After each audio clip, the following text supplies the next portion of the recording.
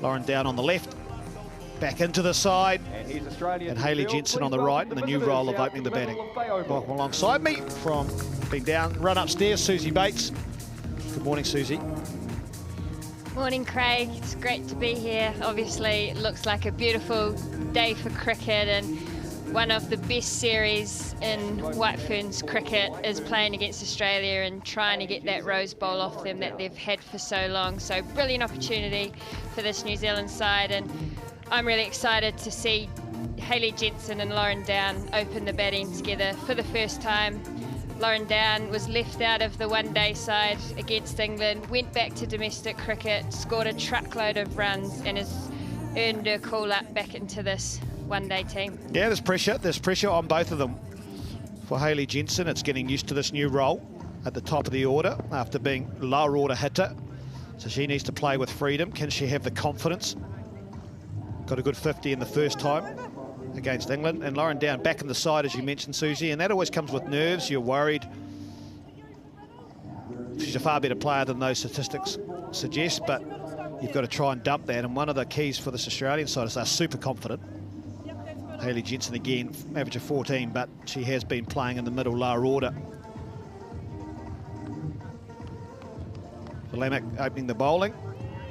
6 wickets early on in her career. A real athlete, can bowl with good pace. Up and above 120k. Kim Cotton is the standing umpire at the bowling end. Plenty of experience. Here we go. Getting ready for this first one-day international in the Rose Bowl, and also for the GJ Gardner Trophy. Players the call.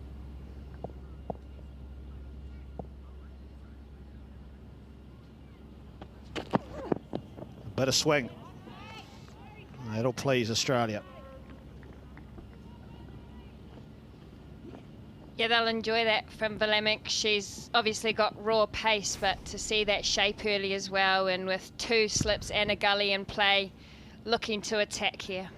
Yeah, nice pace and carry, about mid-height to Alyssa Healy. 2 slips, a gully, no third man, attacking Australia. And that's a beautiful area, lovely shape. Once again, Valamic bowling to that slip corner. They're pleased to see that shape. Healy, Lanning, Mooney, all in there waiting for her to play a shot. Well, the key to that one was it swung late. Didn't go out of the hand, so it drew down into the defensive shot and then just went away beautifully towards the slips. Now the grip straight down the ball. That might be a wide, so no, Kim Cotton's decided. She'll give it to the bowler.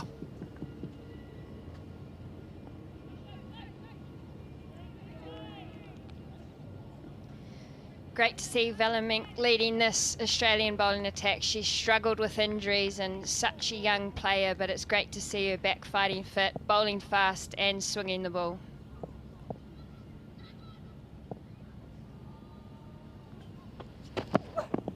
I'd like to see if you said that if you were walking up to bat, Susie. It's all very easy sitting up here in the commentary box saying that. Yeah, and that's why it's great to see her back. Yeah, obviously with her and Darcy Brown, 2 quicks. If I was playing, it might be a different story. And when I get back out there now that she swings the ball as well, I might be a bit worried. No.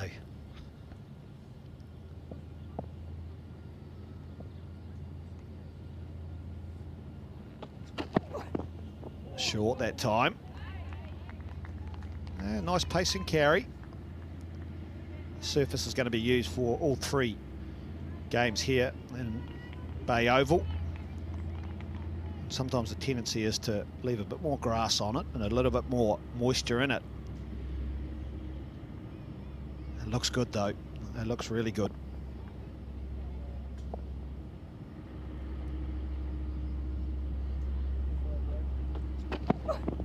It's a good start by Valamic. The maiden over, none for none.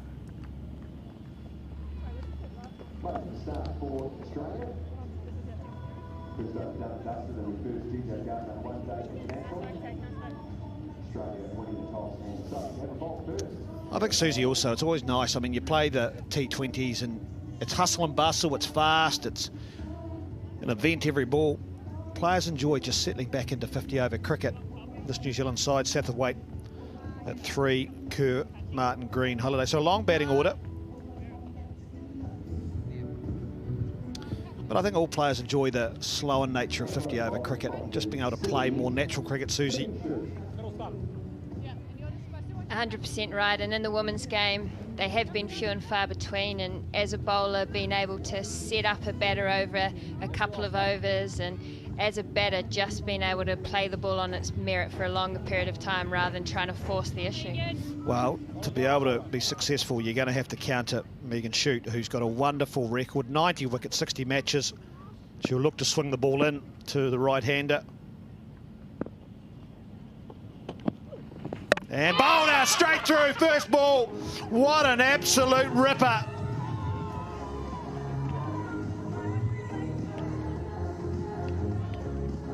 The perfect delivery up first for Megan Shute. This is what she's known for. It swung late and it bit Hayley between bat and pad and knocked over the stumps. Perfect start. Not the perfect start for White Ferns. Hayley Jensen has to depart with no run to the score. New Zealand now none for one.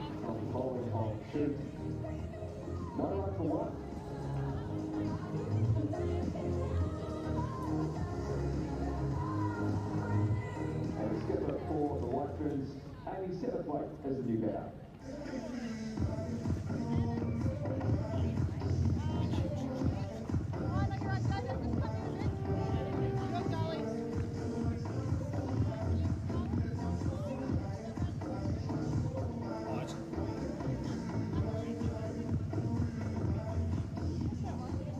Yeah, that's 2 there for you.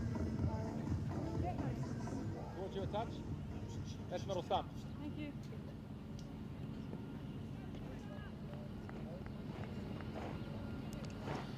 The skipper, Amy Satterthwaite, wonderful record, average of 39, but the perfect start for Australia. Just the second over, and the skipper's going to have to stamp her mark. Shute has just bowled an absolute ripper. Will she get it to swing away to the left-hander? Oh, she does. Look at the movement there.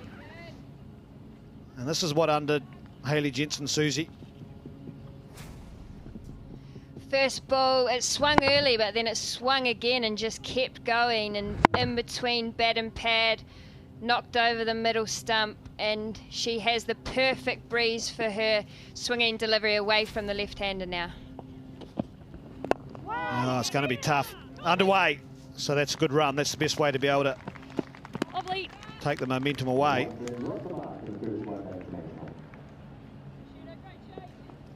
Oh, you look at the swing. And Hayley Jensen was standing on off stump to try and get across further to the offside, but it just kept swinging. And actually, you're right, Susie, when it hit the pitch, it kept going. I think it hit leg stump.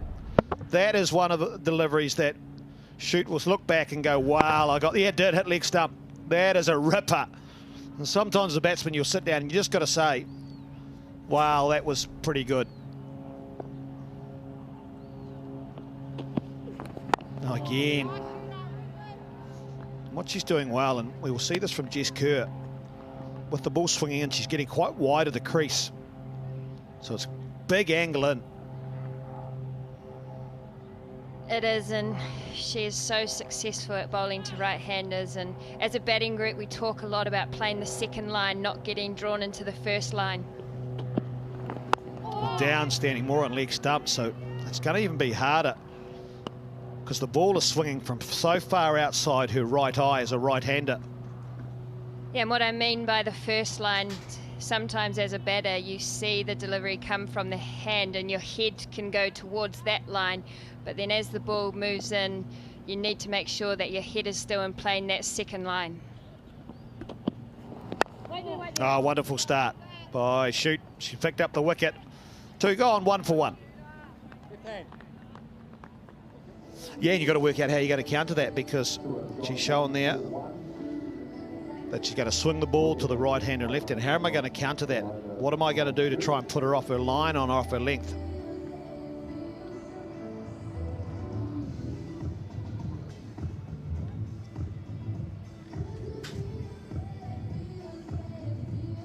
And the question this morning was, will it swing? Well, it's been answered. Swinging big. Beautiful scenes at Bay Oval. And it's been a great start for Australia. Picking up the wicket of Hayley Jensen. But Amy Satterthwaite, she's skipper today. She's got the armband on. Something that does not faze her.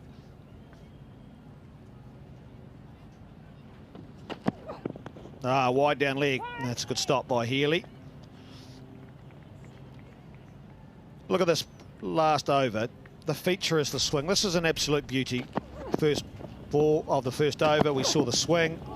This was to down. Lamech. There could have been a wide, got away with it, but it showed us that while it's going to be a good batting surface, there's also going to be swing for the bowlers.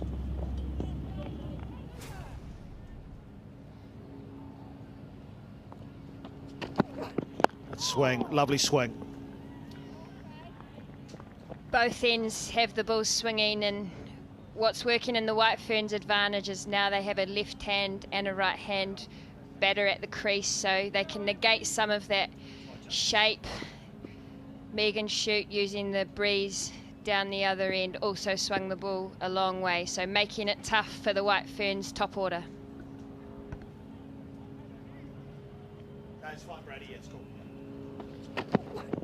Oh, look at that. Beautiful shape into the left-hander, is also the length.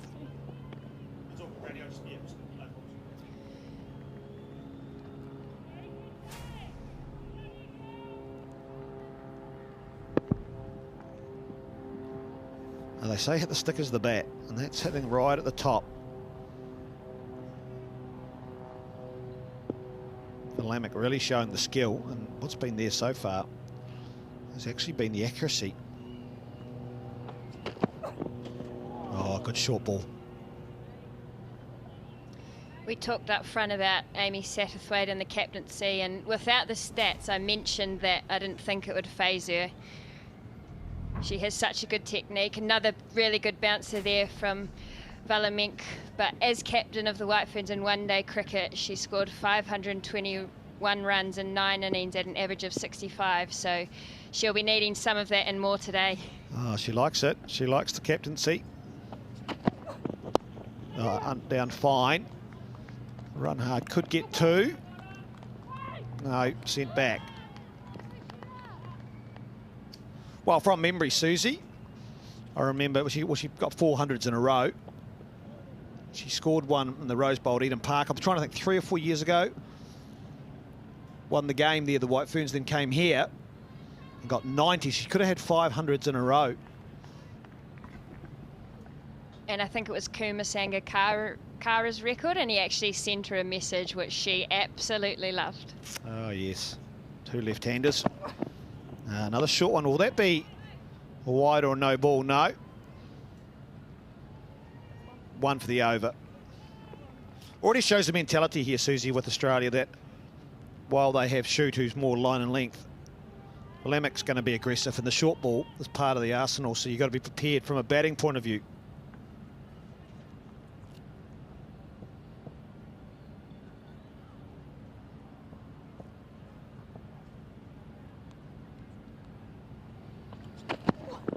Oh, beauty again. Another good over. 3 gone, 3 for 1. The Australian coaching staff have been so excited to have Valamink and Darcy Brown back into the attack. Elise Perry, their fast bowler, has struggled with a lot of injuries recently, so they have tended to have a medium pace spin attack with Megan Shute leading, so having those bowlers that have the ability to bowl the bouncer and put the batters on the back foot, they'll be really pleased. Really attacking field for Meg Lanning to the left-hander Satterthwaite. Look at the offside, and that's because the ball is going across towards the slip cordon. Oh, she's over the field. Well, a good bit of fielding, but nearly a gap. There's hardly any gaps here.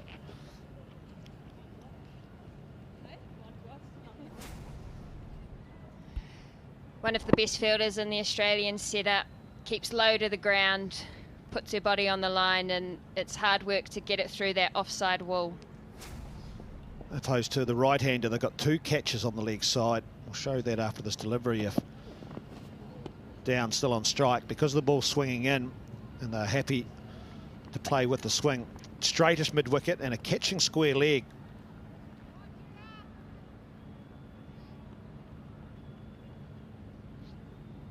It's intimidation at its best when it comes to aggressive field sets. Now it's shaping down leg.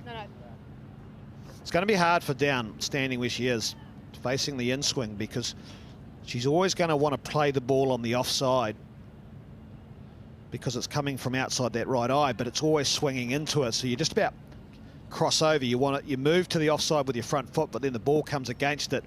So it's a good battle. Just like that. That's a great example of it. Good to see her slightly batting out of the crease. She could go even further with the keeper standing back. And another approach from knowing Megan Shute so well, playing at the strikers. You can advance down the wicket, and it causes her to bowl her variations and lose the ability to swing it as much.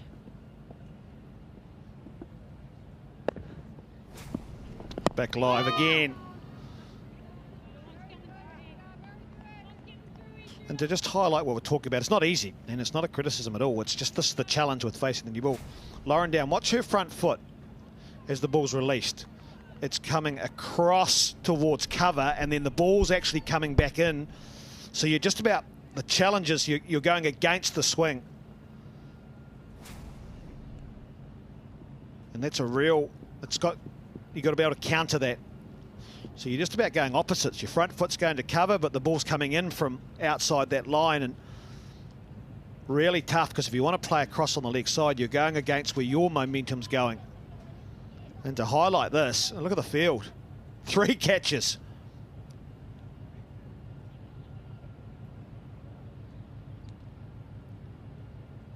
This is one-day cricket, not test cricket. Beautifully bowled. 4 overs gone, 4 for 1. 4 overs completed, 4 for 1. And show your support of following White Ferns on Facebook, Instagram, YouTube and Twitter. And see what's going on. So the conversation is tough because Amy Satterthwaite actually doesn't quite understand what Lauren Down's going through because she's a left-hander. And it's not quite the same. So the advice she's giving is probably work it out yourself, Susie. And I'm up here. As a right-hander, I can speak from experience, and Megan Shute terrorising my front pad over the years. But Amy Satterthwaite does have to deal with the ball swinging back in at more pace. Verlamek's bowling well. Like that, straight down leg. But it's not going as much, and also with the extra pace, it can often be easier. Amy Satterthwaite will be keen to be down this end. I think it suits her with the extra bit of pace and into her pads. Left-handers are so good off their pads. She's had really good balance so far this summer, and she's looking good today.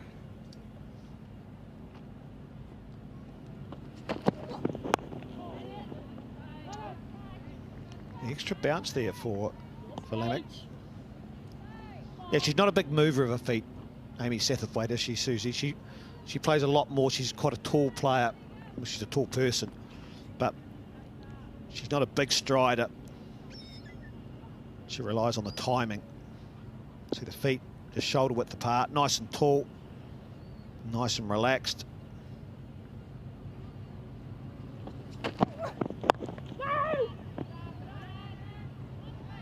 And if I think back to the second one-dayer in Dunedin, from memory she got dismissed reaching out in front of her and just a bit early on the ball, and she talks a lot about playing the ball late, playing the ball under her eyes, and I think after that dismissal, knowing Amy, she would have sat down and looked at the footage, and she's adjusted extremely well since then and been in really good positions, and one-day cricket is her #1 game. Yeah, she takes time to get going. The key from an Australian point of view will be tie her up, not let her get those singles that she tucks around the corner. Put pressure on. Down 0 off 16.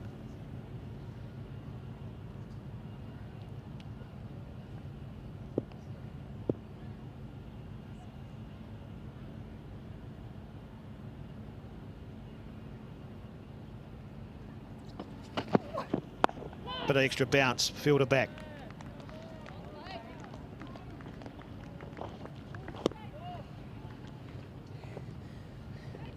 Obviously done their homework too, as you'd expect. Australia with their field placements. Third man to the left of the screen's not in the usual positions, quite wide. It's more of a deep backward point. So they've worked out where the New Zealand players like to hit the ball.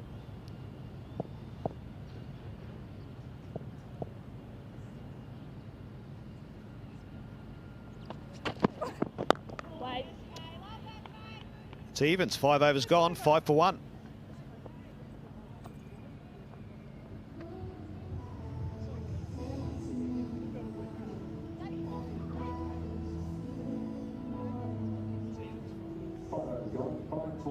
Just the 1 run coming off that over there.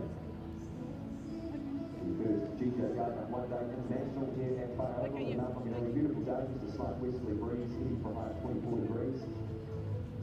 Perfect cricket. And the week's looking good for Wednesday from the back here as well. Beautiful day to be sitting on the back watching 1 Day International cricket. People often say you can't beat Wellington on a good day, but I'd go as far so that any day in the Bay is better.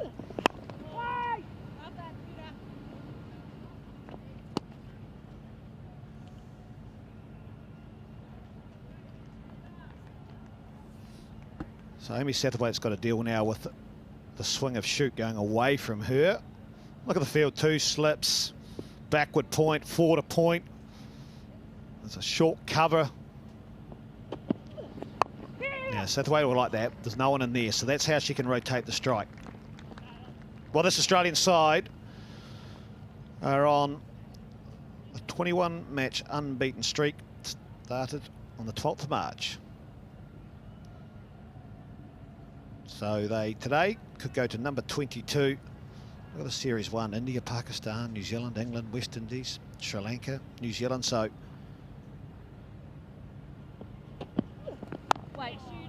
they are a quality outfit, Susie, and that graphic shows that. And in the lead up, the players didn't seem that excited about it. I'd tell you what, if I'd won 21 in a row, I'd be pretty happy. So look, I'm sure, knowing the Australian team, they're very proud of their performance, and they've got some very competitive cricketers that won't want to give up that record. Yeah. Oh, hit, Jono, hit. Underway, gonna have to hurry, gets there with a misfield. Yeah, I mean, I spoke to, as Down gets her first run, I spoke to Meg Lanning, I spoke to Ash Gardner in the lead up, and they both said, oh, we haven't really talked about it. Rubbish. Rubbish. I read an article in the paper where Meg Lanning was talking about it.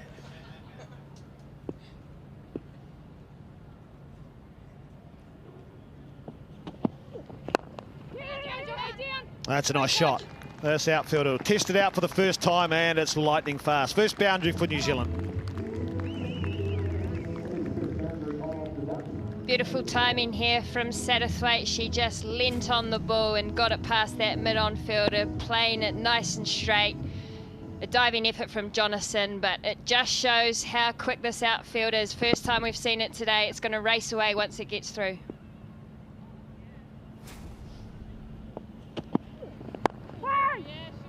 Yeah, shoot here to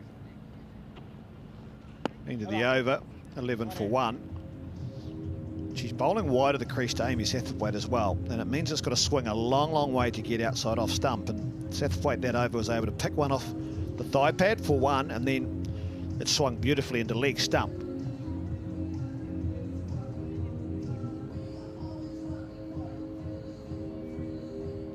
Difference between those two is Amy Satterthwaite will have trust and confidence in her game, Susie, whereas for Lauren Down, looking up the scoreboard, back in the side, 1 off 19. I think the heart will still be pounding quite heavily, trying to say, right, I just need a boundary.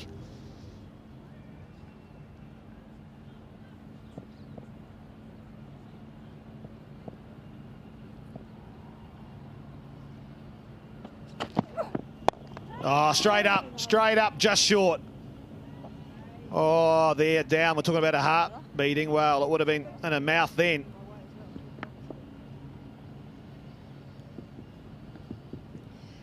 Down just didn't get any timing at all on this, whether it got to her quicker than she expected. It's a shot she likes to play, but sort of the steep bounce caught her by surprise, and luckily for her, she didn't get enough of it for it to carry to the fielder. Yeah, I think you're right, Susie. I think that when it's outside off stump, you've got to be able to get the bat through it quickly, and I think she got surprised by the base and the bounce. She wasn't able to get the contact point. The ball actually hit the bat as opposed to the bat hitting the ball.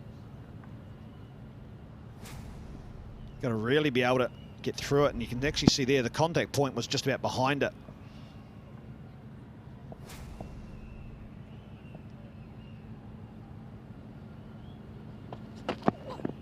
That'll be a wide. Wow.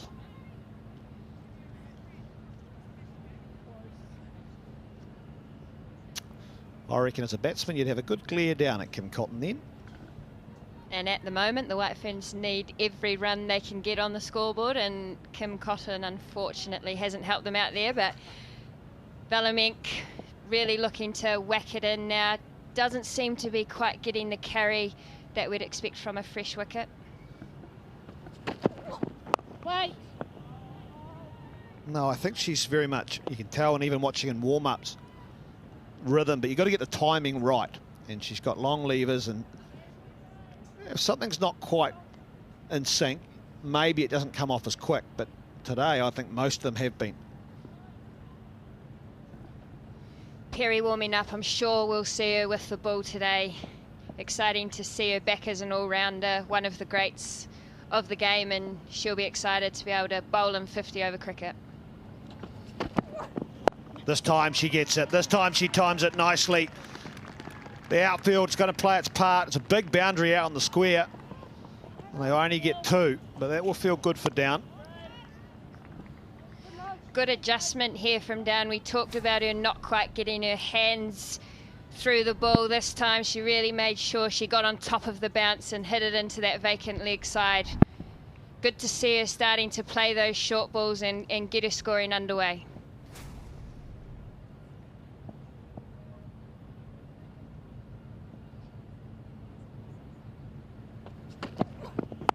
That's a good finish. 7 overs gone, 13 for 1.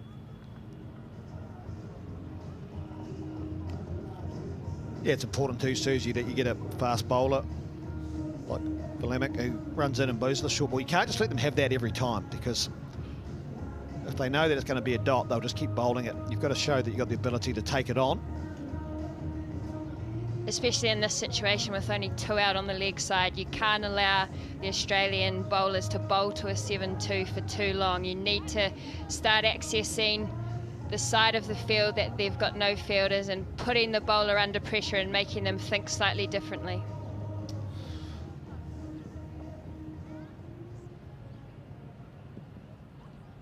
So changing the field now to Satterthwaite. They've got a mid-wicket in place, so they've brought one over from the right of screen and catching onto the left of the screen.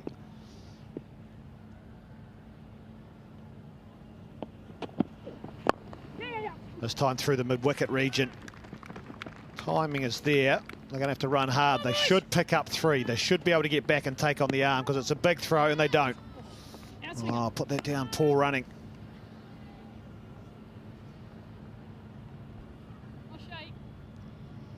Maybe Amy Satterthwaite thought this was going to go all the way with such a fast outfield. Lovely timing again, slightly over pitched from shoot.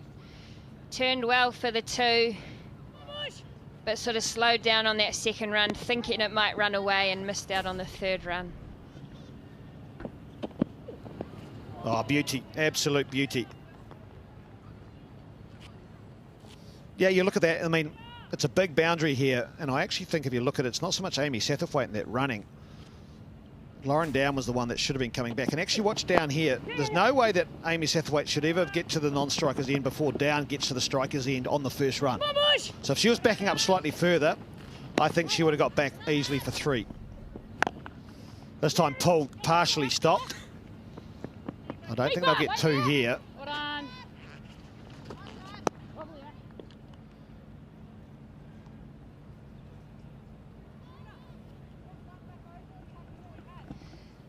And a surprise because Lauren Down is one of the best athletes in the side, but maybe that is a sign of the nerves she's feeling, not quite thinking clearly, just a little bit nervous. You're not quite expending the energy that you normally would, so she's got to start here. She needs to kick on this partnership.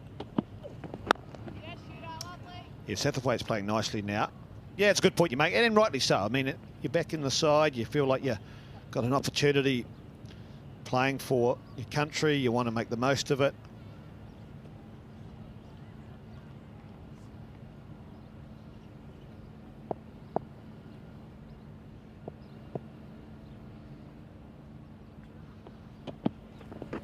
Yeah. Nicely helped on its way.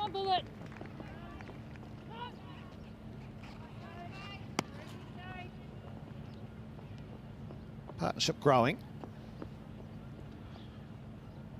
After New Zealand lost a wicket. First ball of the second over.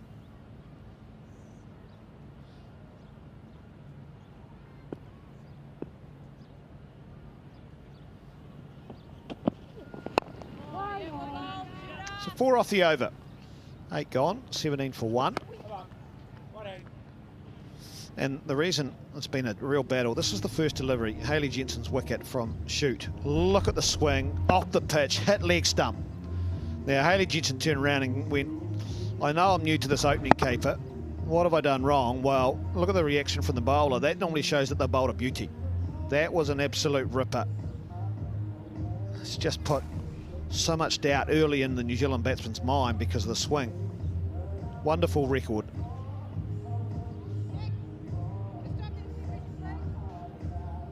If you've got bowlers who take the new ball and are able to take wickets, you're going to be successful. Look at that. 93 wickets, 63 matches. There's reasons why you win 21 in a row and you're chasing 22. And records like that, well, that's one of the reasons.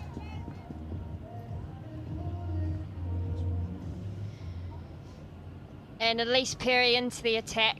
She also has a very good one-day record. Struggled with a very serious hamstring injury in recent times, but she'll be desperate to perform with the ball today.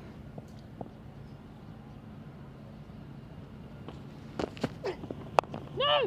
That was right on cue, wasn't it? We're talking up shoot, and then Perry comes on, and you look at her record. Of the 21 games they've won, she's missed the last 3 with injury.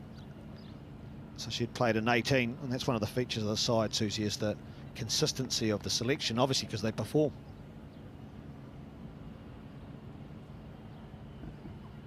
It makes it a tough team to break into when you have players 1 to 11 performing and you're winning, so very difficult to break into this Australian side. A little bit shorter, outside edge, no third man. So Australia will have their hands on the head, but I can tell you Lauren Down will be going, yes, boundary. Doesn't matter how you get them sometimes. First boundary for Down today. Some good shape here from Perry, a little bit of extra bounce, and good thing for Down is she did play it with reasonably soft hands, so it didn't carry to the slip cordon and raced away for 4. Just a bit short from Perry with the shape that she's getting.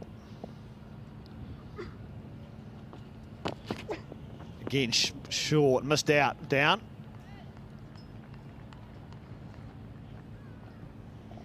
I think just another sign there's a little bit of nerve still there for Down. That is a shot that is her money maker. Short and wide, she is so strong on the offside, so if she can get through this little patch where she's found it difficult and work with Amy Satterthwaite, she won't miss out on those ones again.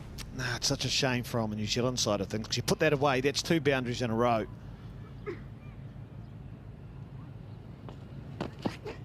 That's more the length, but it's nicely played. You can see the confidence growing now for Down. Also for down, although at the New Zealand level she perhaps hasn't kicked past these starts in domestic cricket. When she scores big runs. She scored a number of hundreds for Auckland Hearts, and she would have been in a similar position here opening the batting, where it's been a little bit tough early on with the ball shaping around, and she would have pushed through that. So she needs to draw on those experiences and know that she's got the ability to do that at this level as well.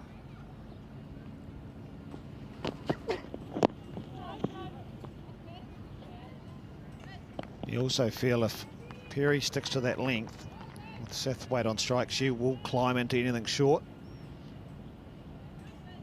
She hasn't quite found the length she wants to bowl. Breeze is certainly supporting. They're swinging the ball into the right-hander, pretty much coming from the top right-hand corner of the TV screen. That light tower to the bottom left.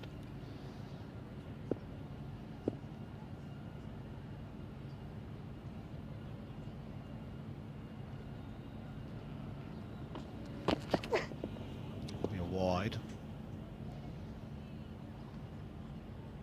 New Zealand just starting to claw back momentum.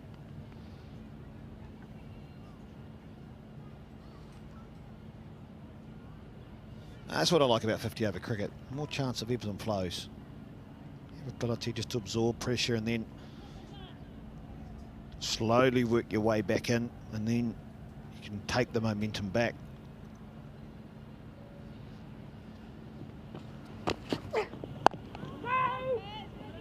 Six off the over, 9 gone, 23 for 1. Huge thanks goes out to Hertz, who is offering all Cricket Nation members an exclusive 20% off rental cars for quality service, competitive rates and modern fleet vehicles for any occasion. You can trust Hertz with your next journey to redeem this offer. Into hertz.co.nz/NZC, terms and conditions apply. They go to 5 out the last 10. Johnson in the attack now. Placing 2 from 4 overs 1 to 12. Wow, big moment in this game. Jess Jonathan, the left arm spin. We talk about records. Well, they just get, look at that. 109 wickets, average of 22. And the difference, though, Jess Jonathan, is that I believe she is the kryptonite to New Zealand batting with the left arm spin. Susie? Not just our batting, but the kryptonite to a lot of other teams. The #1 ranked one-day bowler in the world. So she does a great job for Australia through the middle overs. She's going to get some lovely drift here because the wind will suit her. Bring the ball into the right-hander. There we go. The last over of the power play, 2 out.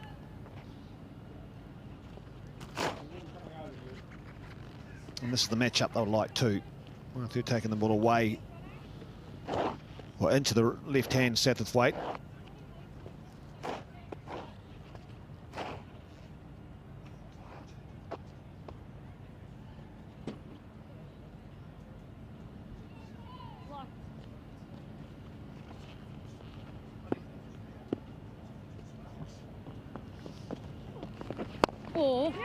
Nicely played.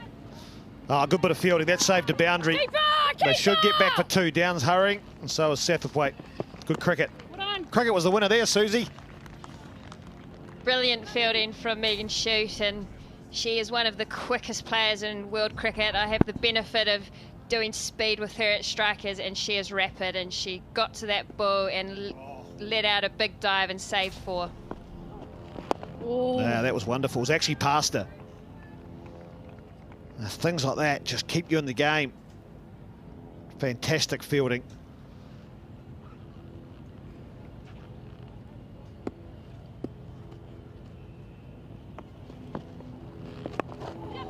That's nicely played. It's gone really fine. Square leg on the boundary behind the umpire. Sathwaite will get back for 2, so that's good running. This has been a good start for New Zealand facing the left arm spin. Handy having a left-handed batter in at this stage to face Jess Jonathan. The Australians do like to bowl Ash Gardner at Amy Satterthwaite, so it'll be interesting to see how long it is before we see her. No! 5 off the over. We're 10 gone after this next ball. Go on, Johnny. Great save. Always get excited about the last ball of the over. It's the big ball. See, told you, a lovely shot over the top from Satterthwaite. 1-2 bounces into the boundary. Good finish for New Zealand. 9 off the over, 10 gone, 32 for 1.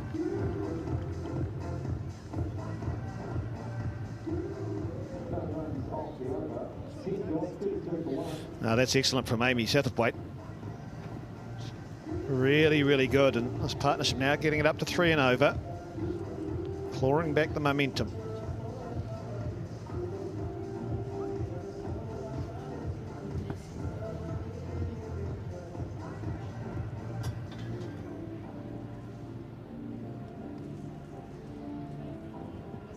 So New Zealand clawing back momentum. Change in commentary. Joe Broadbent and joined by Scotty Stevenson.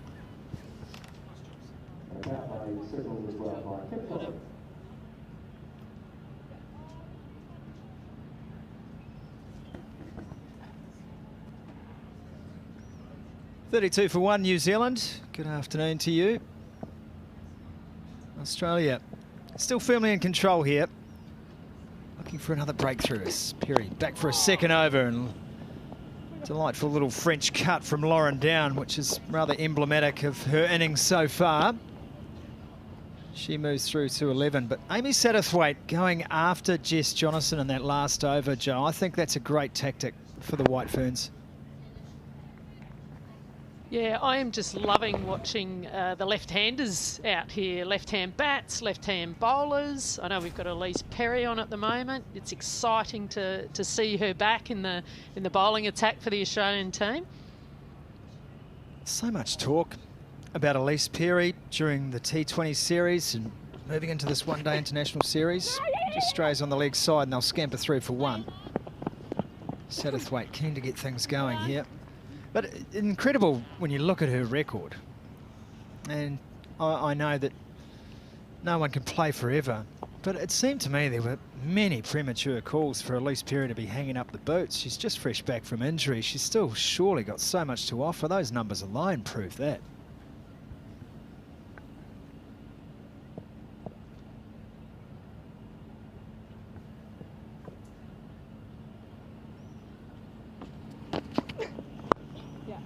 Pull shot, fielder out, just the single.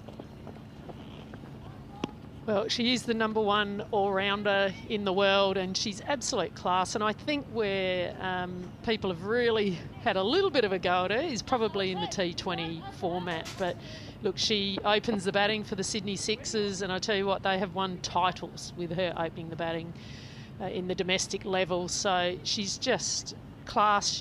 Her work ethic is amazing, and we've just got to give her that little bit of time before her body can recover. It's been through a pretty sort of drastic injury. Fine leg third man back on the boundary, but for now Australia continuing putting a very tight ring around this New Zealand pair. And that's why they know Satterthwaite can rotate the strike. It's Lauren Down probably struggling with that at the moment. Yeah, I think the Australian bowlers have struggled a little bit with this right-hand, left-hand combination, and Amy Satterthwaite is just owning the centre at the moment. She's starting to find the singles as well as the boundaries.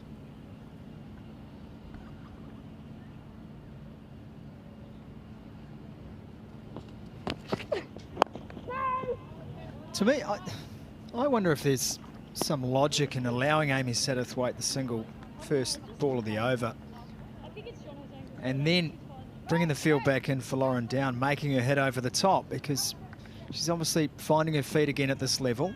Satterthwaite, give her the single, off strike, and then pressure on Down. Yeah, I'm really surprised that the Australians haven't bowled more short balls at Lauren Downs, who's currently up the other end here, so we might not see it now.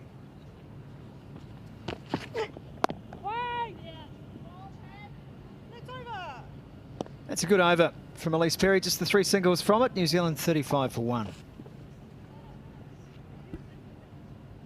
Well, they'll be looking for ways to put pressure on Lauren Down. She's moved through to 12. Her top score in one-day internationals is 15, so she's not far from that milestone. I think sometimes in the 50 over format you can be a little bit slow to start with. As long as you make up those other balls that you've faced a little bit later on, you certainly do not want to be getting out with your strike rate currently where it is.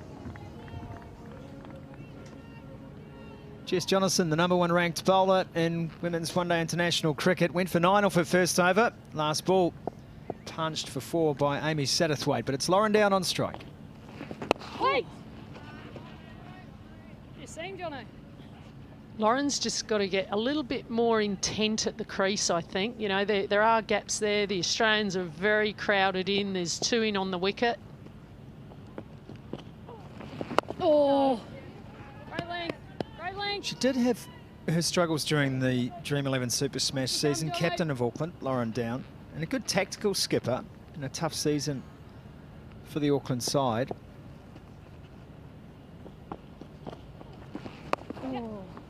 Coming down to the pitch of the ball on that occasion. That's a good shot from Down. She's off strike. But it sometimes felt as if she did struggle to get herself going, just to energise herself. And some of the dismissals were a case of just being out of position. Always tough being a first-time captain, isn't it? You know, having to do that as well as the job that you need to do with your team from a batting perspective. And look, she's brilliant in the field. We saw that. In the T20 last one.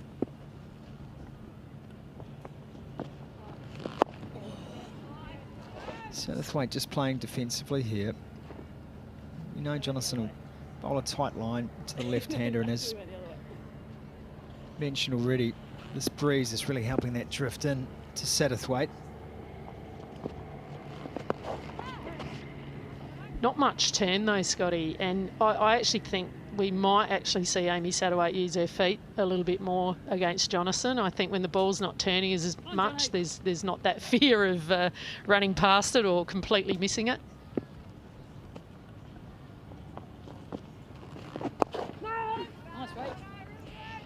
Just the one off the Jonathan over, and it's 36 for 1 after 12.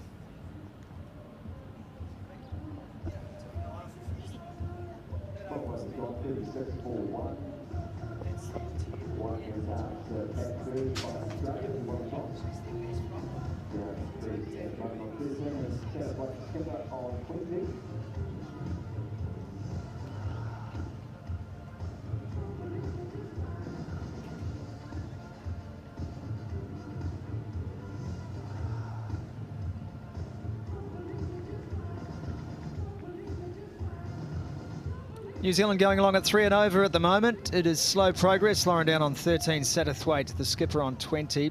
Vlaminck's first spell was outstanding. Nothing in the wicket column, but 1 made and just 4 runs from 4 overs. Megan Schutt with the breakthrough. Elise Perry now. And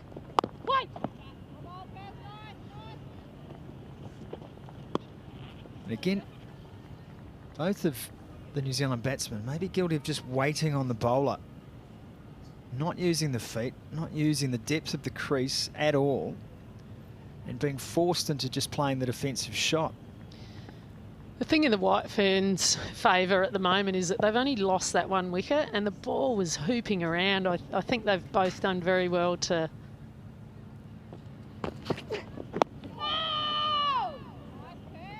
Half a shout, but very much going down the leg side. Yeah, you see off the early swing, see off Megan Schutt, who got the ball moving well, and Vlaminck just bowled a good length. It's certainly hard to drive.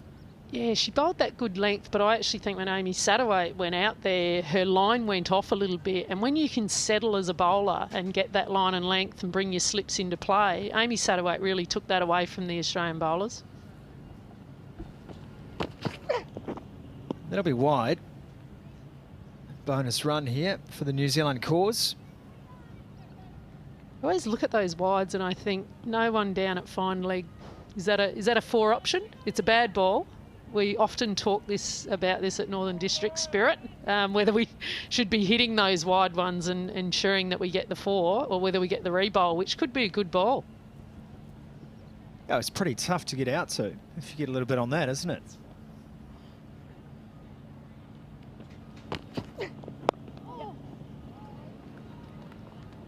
I guess so.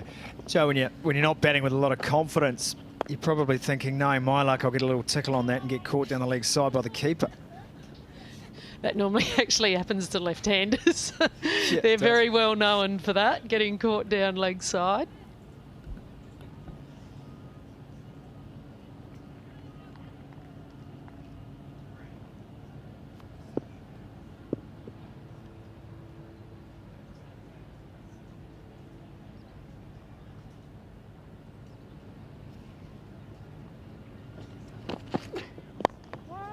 Looking for the full delivery on that occasion, Perry. And, you know, again, that's the kind of delivery, Joanne, that on a day you're in, you put away. Absolutely, and I think, you know, Amy was just replaying her shot then, I think. Look, she's playing nice and straight, and that's what you want to be able to do when you first go out to bat. Just get the read of the wicket, what's the ball doing, and then you need to take some risks at sometimes in this game.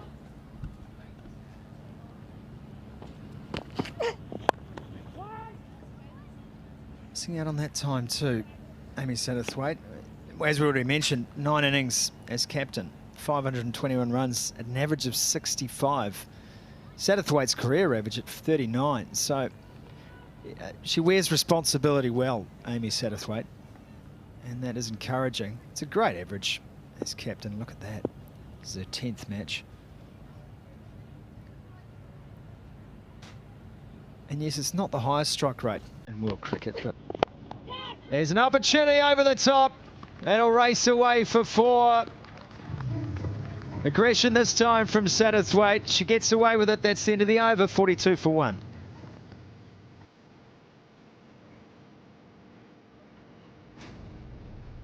And let's have another look at this shot. You could sort of feel that she was going to get into position to do this. She just got it over the fingertips of Meg Lanning there, diving as high as she possibly could, and that ball outran the Australian fielder there. Was it Nicola Carey?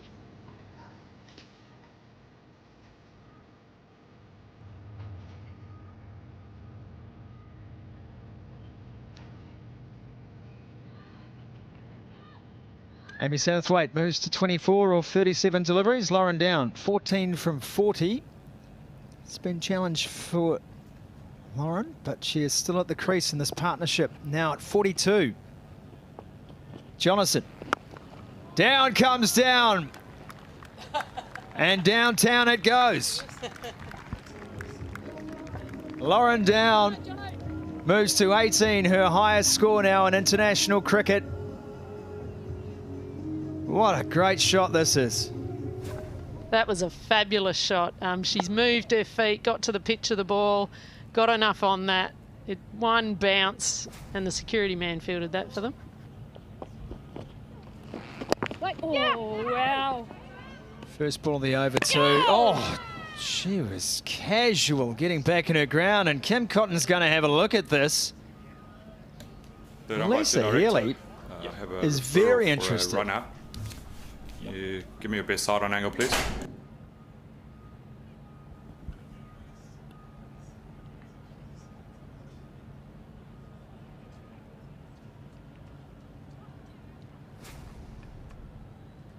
Hey, ball coming in. Yeah, bell's come off. Can we get an angle from the other end, please? Oh, ball's coming in. That's grounded. Bell's taken cleanly.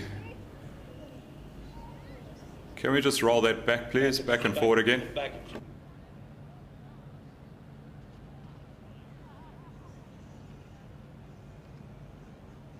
Screen, please. Yeah, thanks. Can we have a look at the stump cam, please? Stump cam.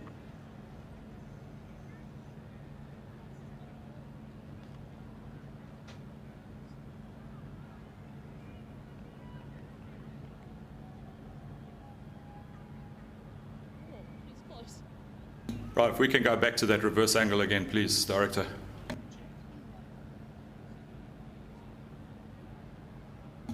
Thank you. Bails are taken off now. Screen, thanks. Yeah, if we can freeze it there, thank you.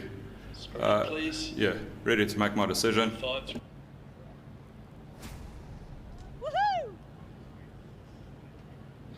Big screen.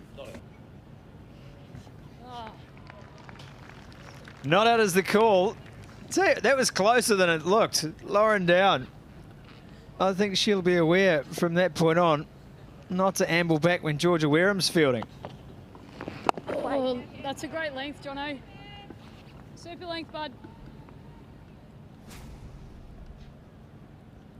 Let's have a little bit of a look at this. She thought there was a single there. Actually, got called back. Was stretching out. May have been able to just do a couple of quick paces. Edge here as we're back live. Lauren down. Claims another single. 47 for 1 now, New Zealand. Yeah, snappy work from Wareham. She realised pretty quickly that down had advanced a long way. Strong fielder, absolutely loves getting in the game, Georgia Wareham.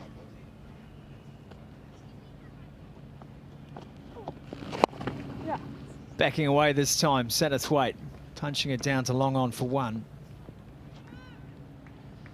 I like the way both of these White Ferns batters are playing Jonathan at the moment. Scoring runs against her, and I think that's great for the confidence in the White Ferns lineup. They know how dangerous she is, but if they can take 6 and over from Jonathan, they're in good shape. And that's good use of the crease too from Lauren Down on that occasion. Good bushy. 49 for 1.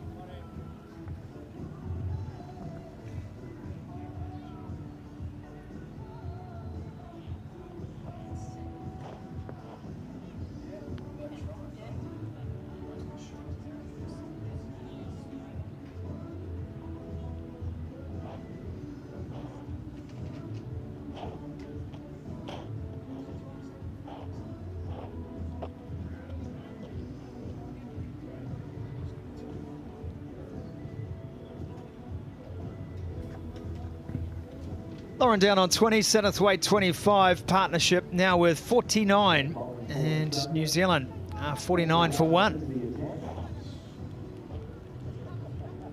Ash Gardner, this is a matchup we've been looking for, really. Gardner to Satterthwaite, but it will be Lauren down on strike to start. Yeah, we didn't see Ash Gardner in that second T20 match, so maybe she's been saving it for the ODIs, and or potentially Amy Satterthwaite, even though at present she's facing down. Oh. 50 partnership on the board for New Zealand, and how crucial that may prove to be after a very slow start. Amy Satterthwaite has guided the tempo here, and Lauren Down finding her feet.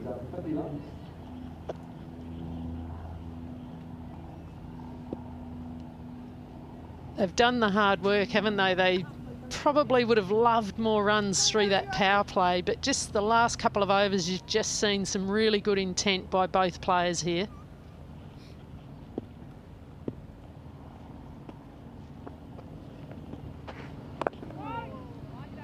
Really stacked onside field here for Satterthwaite. Offside field, should I say. Lefty got you. Yeah, exactly. That's well played. Always looking to rotate. Happy now, I think, to allow Lauren Down more time on strike, knowing that she's contributing, knowing that she's got her confidence levels up. As Craig and Susie mentioned, Joanne, there was a time there you're thinking, right, yeah, the heart is beating fast. I'm back in the side. I've got a statement to make. She's weathered the storm here, Lauren Down.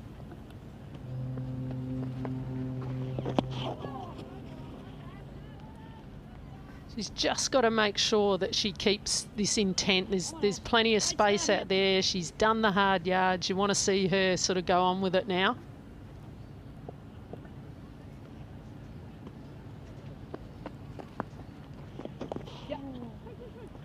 Nicely played, tickled round the corner. Looking for a couple, and they should get it. Satterthwaite was hesitant. Lauren Down, confident. And that was an easy two. I could see her sliding her bat from potentially halfway then, Scotty. I don't think she wants to have any option of getting run out whatsoever. Run rate's creeping up too. 3.57 per over now. Oh, there's a real muscular shot into the onside from Lauren Down. I thought she got a bit more on that. Through for the signal, 54 for 1.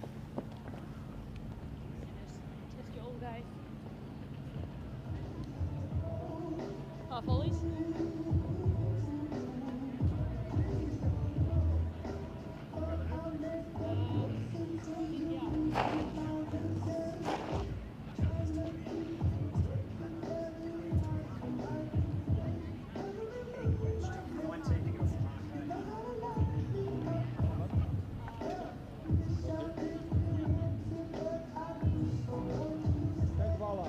Are you happy in there, Jono? 54 for 1 after 15. Lauren Down on strike. Lauren Down took 19 balls to get off the mark, but she has scored 20 runs off her last 21. That's a fantastic stat from you there, Scotty. And that's what it feels like too, doesn't it? She's just up the ante a little bit, and I think just having that support from Amy Satterthwaite up the other end, no better player to be there with you. I think it's also forcing Meg Lanning into making a few changes, tinkering with this bowling lineup, not letting the New Zealanders settle into a rhythm as Down just gets a little touch. It felt like bat too. There's no call of leg byes at this stage. Looks like the Australians are really trying to bring the stumps into play, isn't it? Like they seem to be targeting the stumps, and sometimes when you do that, you do stray down leg, and that's exactly the start that Nicola Carey's got at present.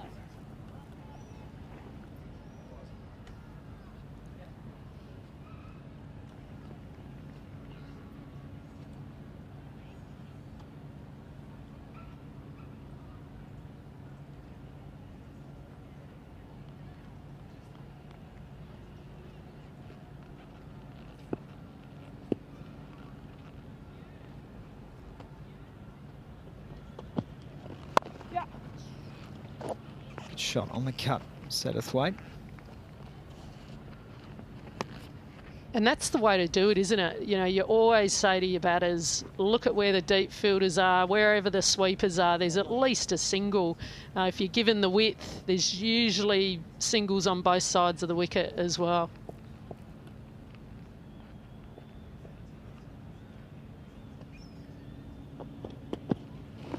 Wait. Getting down to that one down and thinking about running on the misfield. They decide against it. Unusual misfield there from Rachel Haynes. She's one of the best fielders in this Australian unit. I've seen some absolute ripper catches from her in that region there. That was a ground ball. She got her hands on her hips. She won't be happy with that. Missing out, Down. It's an interesting picture, the painting in the field with mid off and mid on, and short mid wicket. Cover's fairly short too.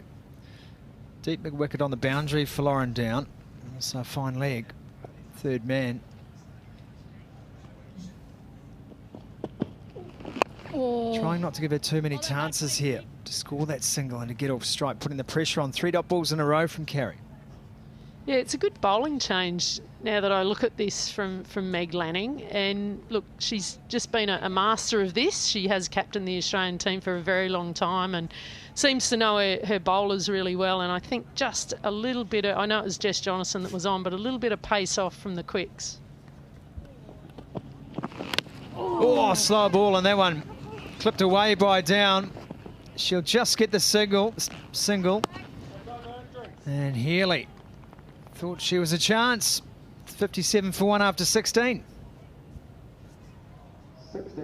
Time to take a breather and have a Powerade drinks break. Powerade drinks break. Powerade, hydrating the white ferns.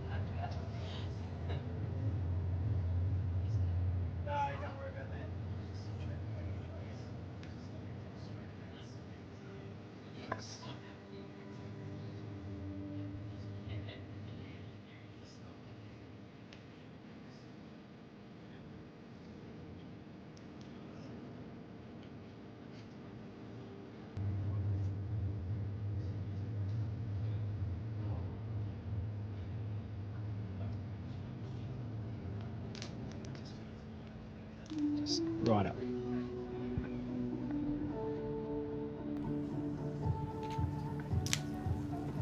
Some thinking time out in the middle. Meg Lanning in the Australian side, wondering where the next breakthrough is going to come. These two have put on a good partnership now. 57 off 92 balls. Lauren Down, 25, her highest score in international cricket. Satterthwaite moving along, 27 off 41. Just the one wicket today. Megan shoots first ball, and it was an absolute ripper. Hayley Jensen didn't have a lot of chance against that, and I think that ball would have got any number of batsmen out. It's a great first up delivery.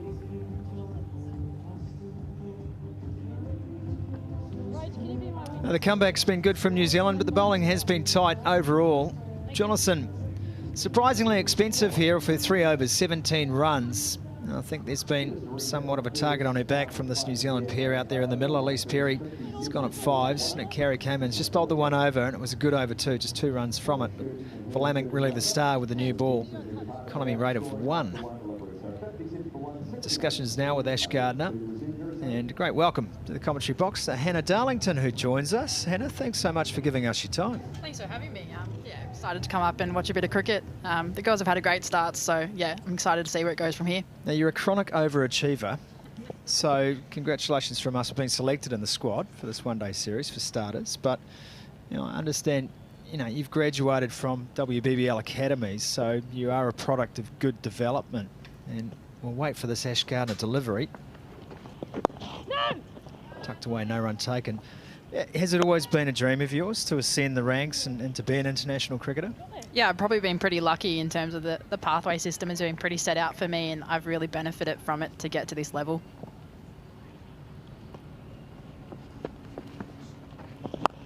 Plenty of flight this time from Gardner. Pulled through mid-wicket just for the single again. You've already captained New South Wales at the ripe old age of 19. Yeah, I got thrown in quite early, didn't I? Where do you go from here? Goodness me, I'm starting to look back at my life and think about the questionable life decisions I made.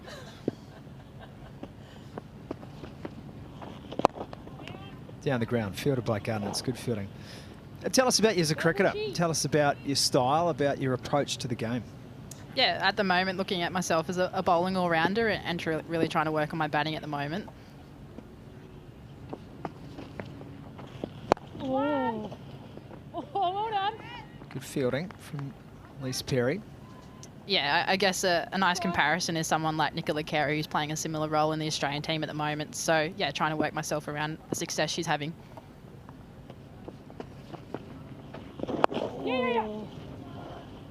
Again, they rotate well here. Gardner's bowling well. It's given it plenty of flight.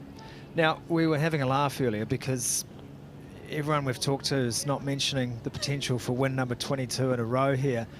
Can you admit to us that maybe there has been some chat about it in the Australian team?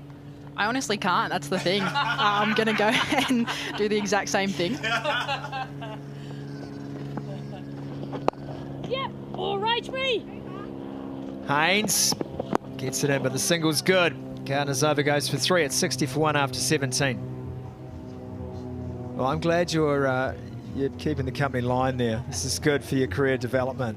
Don't break ranks. Yeah, I'm doing my job here. No, definitely not. I think they're a professional side, and yeah, a whole squad, there hasn't been chatter around it. I think we've come into this game knowing it's a new format, new series, and yeah, a win is obviously the best circumstance, so that's the main target at the moment.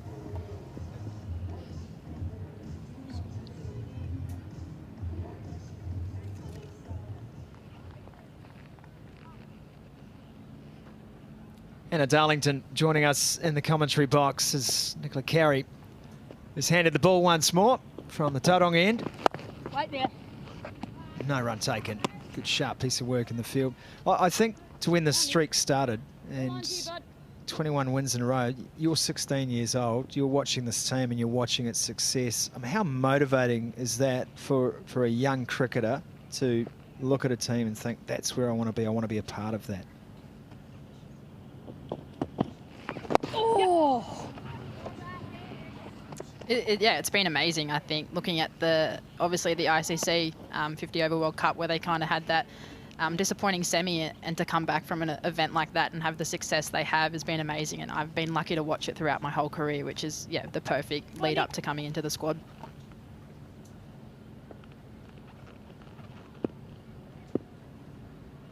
Carey thinking hard here.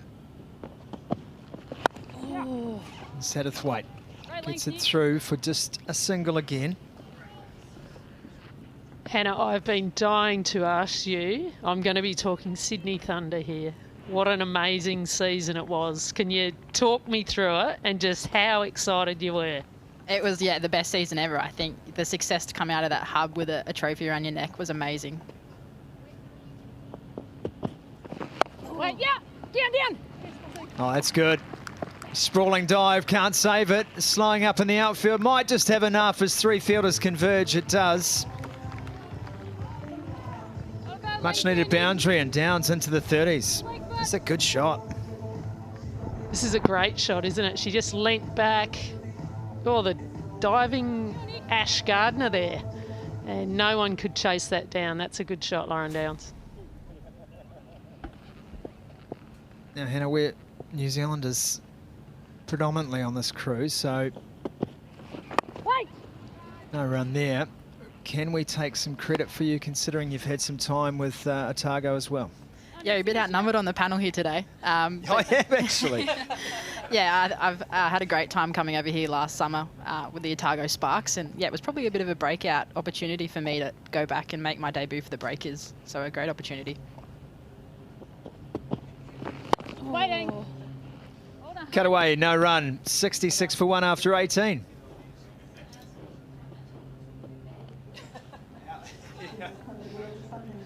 Susie Bates is in the back of the room here, Hannah, and Coach Craig Cumming is also on the commentary panel, and I think they're just asking how much it's going to cost to get you back now. Has the price gone up quite substantially? No, I don't think so. I'd be happy to come back. It was a really awesome experience. I think just scheduling at the moment in world cricket is going to be difficult. But you just want to sign this piece of paper here that I've just been handed, just your signature. Don't worry about reading the terms. I'll sign back any day. I think, yeah, Otago Sparks looked after me really well. So, yeah, no amount needed.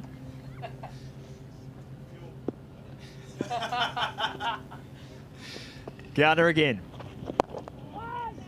Down the crease this time, and the pitch Satterthwaite. I think starting to get a little itchy, Amy Satterthwaite, Jane.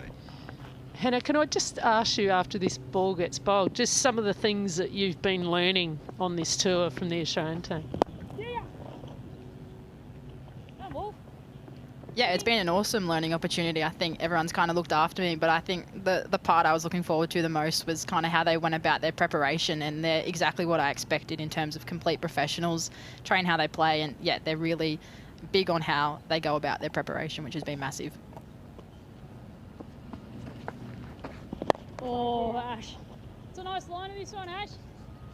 Lauren Down just caught in two minds there on the shot, I think. Bit of dragging it here, Ash. I reckon she just wants to come down the ground, Scotty. I reckon she's warming up for it. Oh. It's almost, she'd set up, tonked that on the offside, and then just kind of lost the nerve, and then just went to sweep it through leg.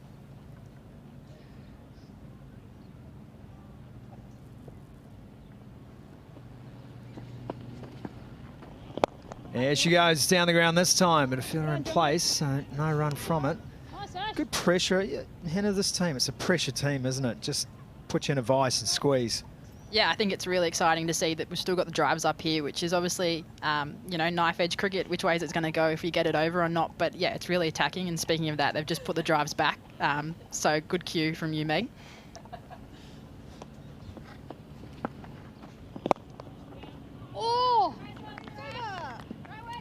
Back to the bowler for no run. Just one from the Gardner over. 67 for 1 after 19.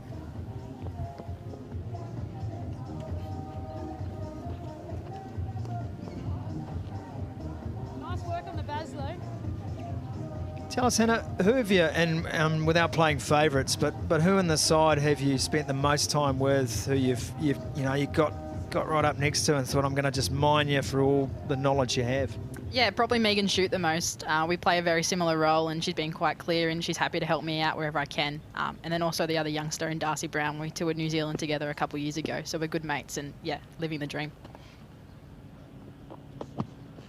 Catch it. Over the top of Kerry's head and just falls wide.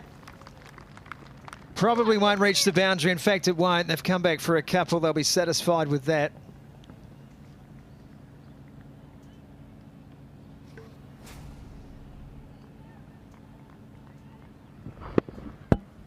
Stepping into the shot. Well, tell us how Darcy was feeling after making her international debut in Napier. I think she was a little bit nervous. You probably couldn't tell, but she's quite a good character, so she took it all in and did an amazing job.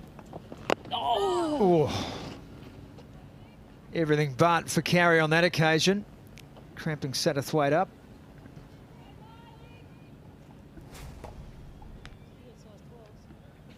Nicola Carey's hitting a really good length here. As you can see, Amy Satterthwaite was caught on the crease with this delivery. She was lucky just to get some bat on that.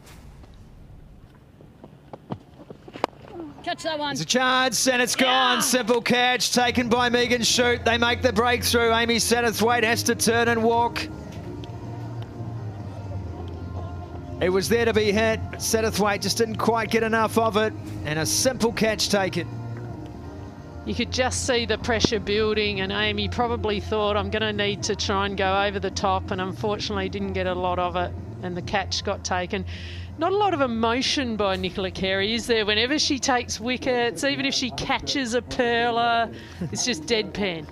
69 for 2.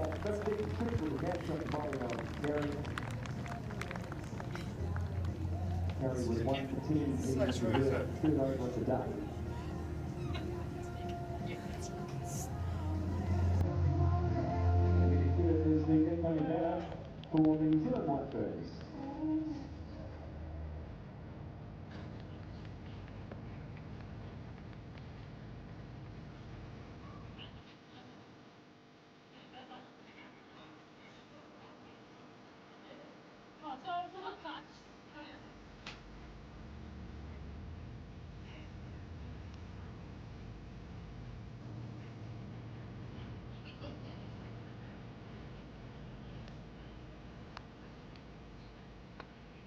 Australia have made the breakthrough they wanted. 69 for 2 now.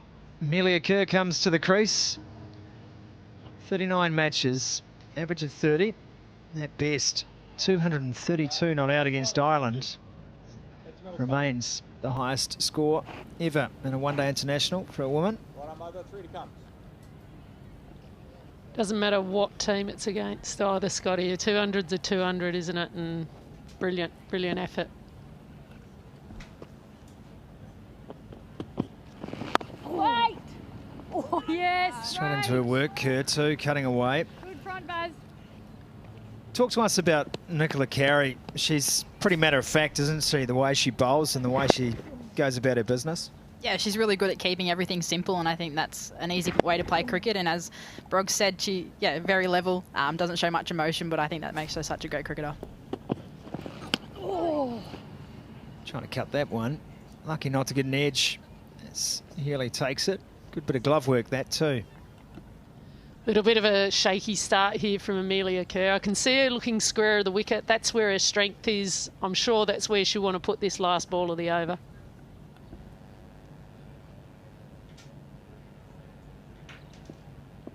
Point's gone all the way back to the boundary. Oh. Just misses out again as she finds her range. Amelia Kerr, 69 for 2 after 20. Oh, Hannah, thanks so much for joining us. Been a real pleasure to talk to you. Hopefully we'll get to see you in action sometime during the series, buddy. Thanks for having me.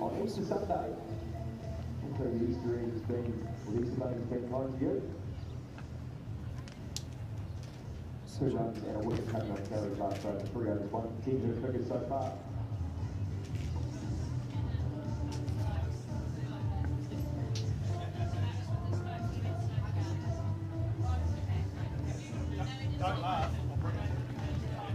Well, White Ferns 69 for 2 after 20 overs. Time for a change upstairs. Rebecca Rolls will be joined by Craig Cumming. Oh. Thanks, Scotty. Really important stage of the game. And Australia, key moments picking up Amy Satterthwaite. Just as New Zealand were looking to put the foot down a bit. And now what they'll do is they'll look to put real pressure on Amelia Kerr. Even though she's a quality player, dots build pressure.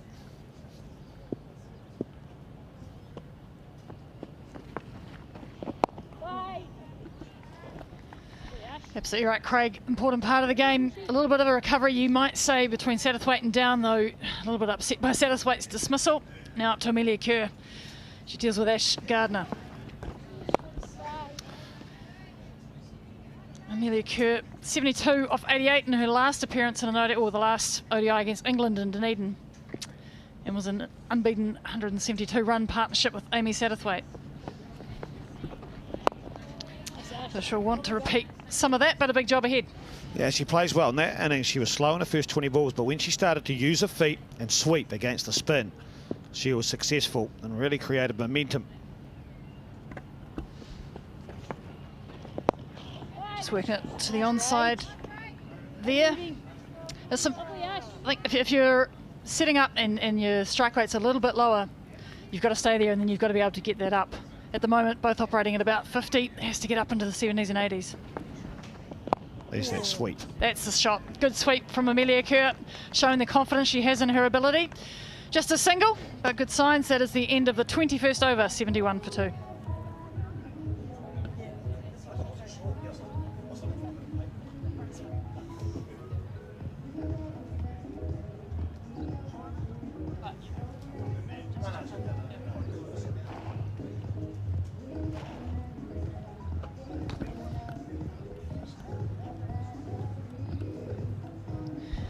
Nicola Carey, Megan Schutt, the successful bowlers so far. Satterthwaite and Jensen, the batsman, out.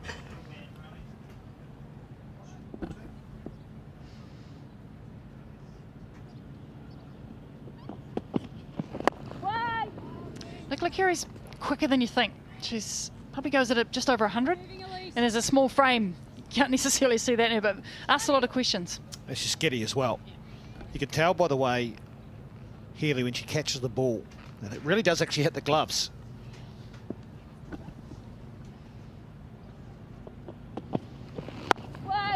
Good line, really tight line from Nicola Carey. Yeah, it makes a nice sound. Always nice for keeper to hear that. Yeah, and also she's very consistent, Rebecca, and you'll know nothing like standing up when you've got a consistent seamer. You feel like you're in the game every ball, but you're not flying down leg or outside off.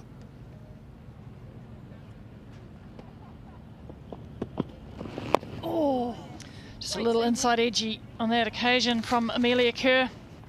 And I think as a keeper, if you want confidence standing up, it's that accuracy that actually is a big part of that decision, and Nicola Carey has it on a dime more often than not. She's been a good servant for Australia in her one-day career so far, 15 matches. A bit short of there, Amelia Kerr pulls. Good partial stop. Jess Jonathan.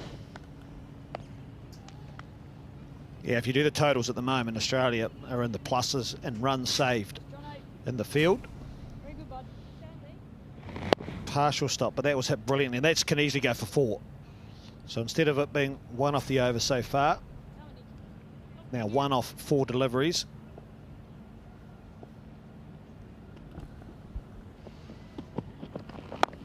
Lovely run down on the front foot. Yeah, those stops are so crucial. You see them nowhere in a scorebook, do you? It's a single or it's a 2, but sometimes it can really help with putting that pressure on. Just pushing out deep cover for Lauren Down for the last ball of this Nicola Carey over.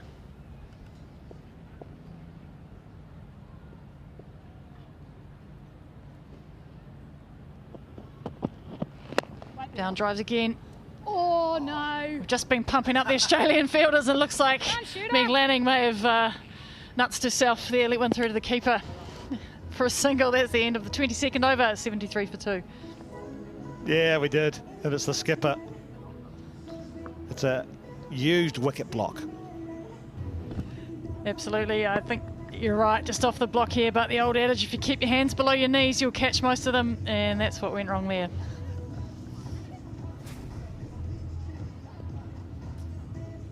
But at the moment, Australia is certainly controlling things, and you try and work out 73 for 2. Yes, you think New Zealand have got a launching pad. Ash Gardner continues. Lauren Down drives. Here's the width. It's a beautiful shot through the covers. 4 all the way. She made such a good fist of that width and just great footwork. Yeah, lovely shot. And I was just about to say, you're in control when Lanning, as the captain, is setting fields that she wants and actually putting players back when she wants to. What Down has done here, mid-off's up, covers up, and she's able to get it through that offside. So now Lanning's thinking, right, do I put a sweeper back? Less width this time. Down works it into the onside. Because there's been less of that so far, Craig, less of that making Australia change something.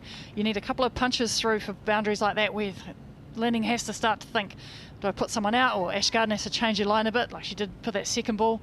More of that for the White Ferns will help with that launch pad.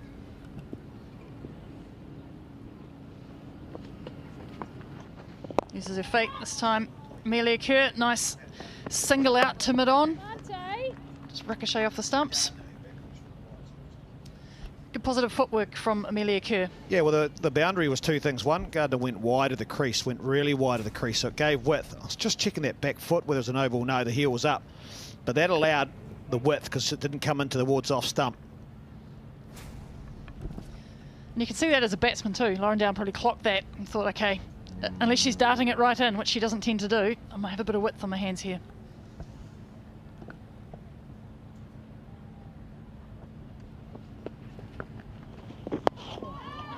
Just looking to work square there, just protection only on the leg side at the moment. And what it shows that Lanning is comfortable with the situation. At the moment, she's only got 2 back to an off spinner to a person on 39. So that means she's comfortable at the moment with where the score's at. Down again through the offside. That's right. And so the challenge then is, do you put it over into the cow corner area? Do you use your feet and loft over the offside? So Lanning's trying to make Down and Kerr, probably to a lesser extent Kerr, but definitely Down take some risks. Yeah, she's put mid on back now to finish the over, but trying to get another wicket. Uses her feet, does Down. Bad luck, bad luck. Helps herself to a single. Tidy over from New Zealand. 7 from it, 80 for 2.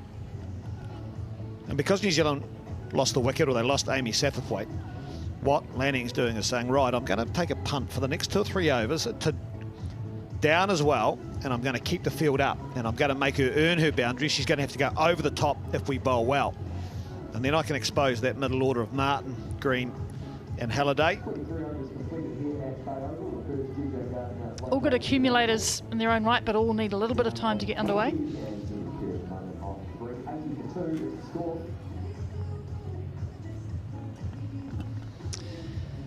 Martin, Green and Halliday next in for New Zealand. But at the moment it's Down and Kerr trying to set that platform.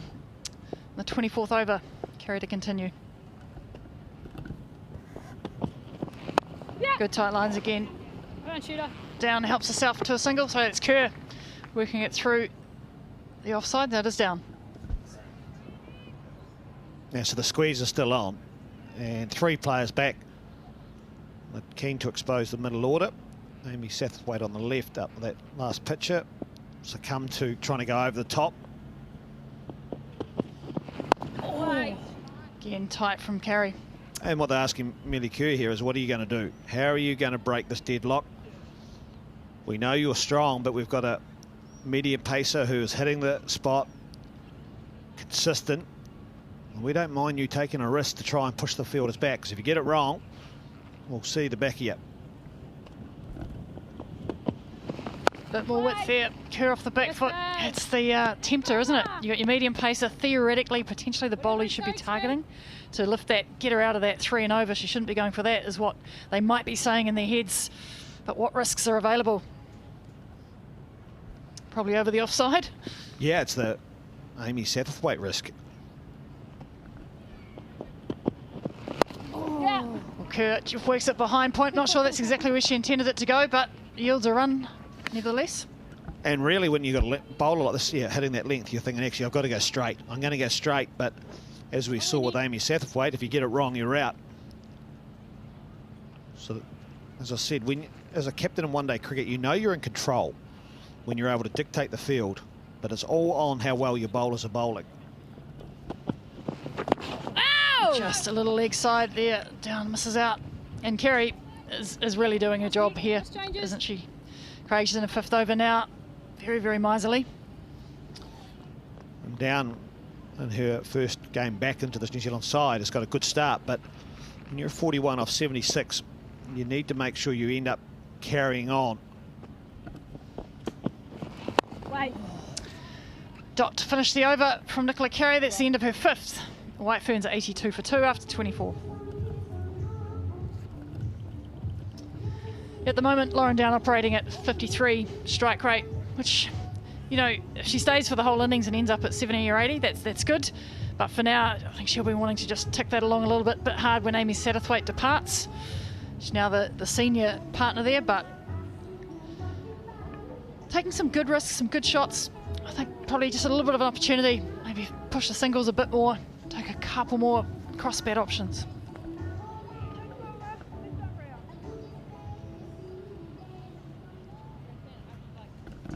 Jess Jonathan into the attack. Such an accomplished bowler. So hard to get away. Excellent time for her to be coming into the game. Yeah, what I thought Meg Lanning did well. New Zealand played Jonathan really well in her first 3 overs and went for 17. Now, you don't see that very often. She took her out. Said, right, I'm going to pull you out of the attack. I've got another option now. I can bring you back in. And we'll start again. And actually in a perfect time.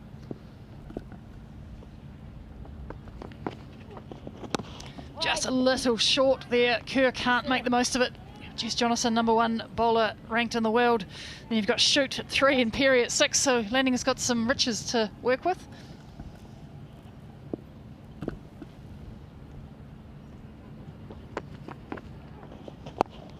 Again short. Amelia Kerr gets on top of it this time, works it out to deep square leg for a single. Wow, she's missed out in the last 2 deliveries. She could have hit both for boundaries, Amelia Kerr, and put real pressure back on Jonathan.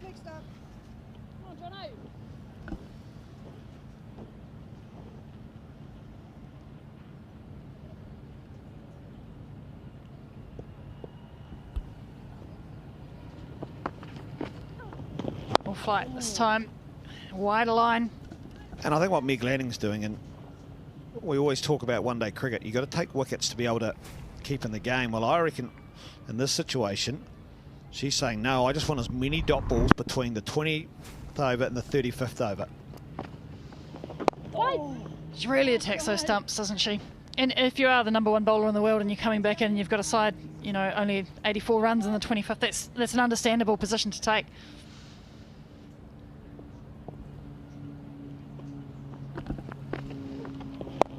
Feet, use of feet. Amelia Kerr lofts nicely. Lauren Down.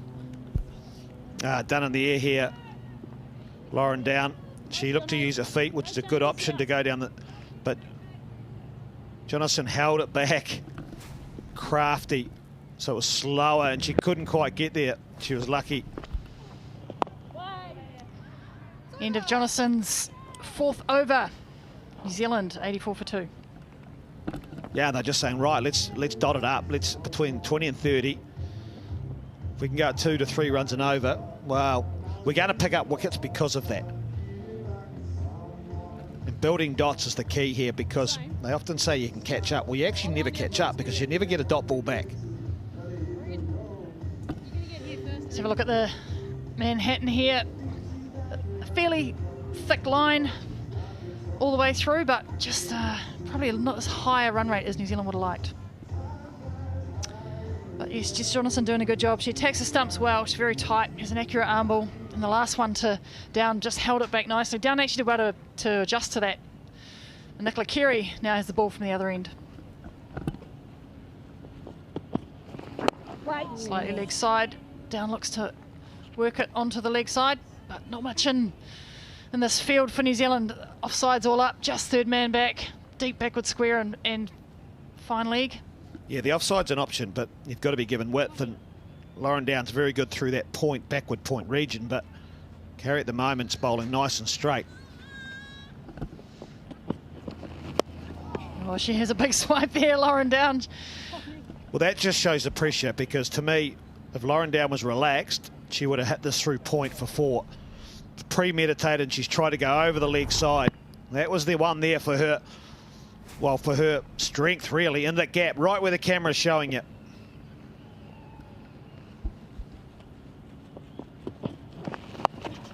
Hits it nicely, though. Backward a square this time. Makes most of the short pitch delivery. That is 4. Just backward a square for Lauren Down. Oh, that'll feel good. That'll feel really good. Carried the last 2 deliveries, just dropped short. Not sure if this was a slower ball, but it was definitely short enough, and Down. It was good placement. She just missed a little bit there. And I've got to say, I like the intent from Lauren Down, even though, yes, she missed probably one of her strength shots, the ball before that. I think it's good. She's showing that she's trying to get things moving. The only other option really is over the bowler's head, and that's tricky off Kerry. Oh, excellent line there again, Kerry. Maybe just a bit of pace off. It was just a little leg cutter. I don't know. It just held in the surface. Real split finger on the seam, wide. That was seam up. Nicely bowled. This is tailing it, but works nicely. Just the single again. Oh, they're tight in there, those Australian fielders.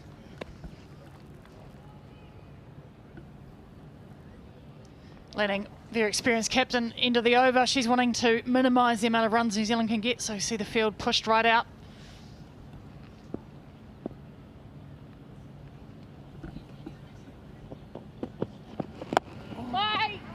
Squirted out there from Amelia Kerr, right up in the block hole. New Zealand having to work hard for their runs. It is the end of the 26th over, 89 for 2. Yeah, this is tough for Amelia Kerr. Big ask of her coming in at 4. She's spoke to us before the game about where she wants to, see herself with the batting role, doing a lot more work, wants to be a more senior batsman. So this will be a good challenge for her today. Some quality bowling to try and work out her way through to lifting up that run rate. Yeah, the challenge for all good players in the middle order is being able to get off strike straight away.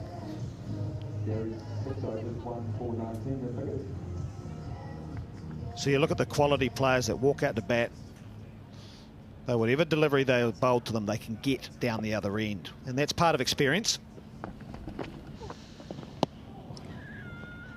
Down watchful there, Jess Jonathan. Back onto her mark very, very quickly. Just see this come out of the hand. Yeah, good revs on that.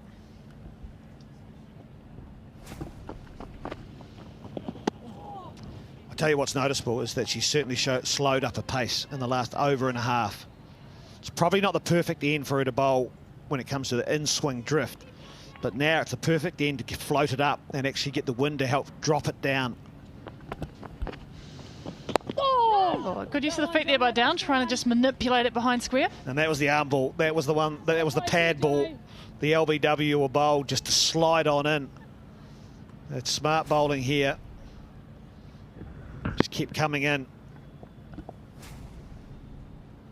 Jonathan tighter on the crease here. Oh, just popped up here, Lauren Down, but she managed to get it off the shoulder of the bat. They should come back for 2, if not 3. Potential missed out on 3. Your point earlier about taking those singles and rotating the strike, I think it's so important when you're trying to wrestle momentum back when you lose an early wicket. And Satterthwaite and Down did a good job of that for some of it. I think if New Zealand are going to get to a score that they want to, there'll have to be much more of it. Yeah. Lauren Down just works it through the offside. That is her first international 50. Very, very well batted. Yeah, nicely played. That'll feel really good. Warm applause. Tough when you come back into a side after you've been dropped. There's a lot of anxiety, a lot of nerves. Yeah, and she's had a tough summer with the Hearts. Through the captaincy at the 11th hour, had a bit to deal with there. But she come back into the side and looked right at home. Had to watch the partner go first ball at the other end. Good day for Lauren Down so far. Uses her feet now, drives nicely. That will beat the fielder and run away for 4.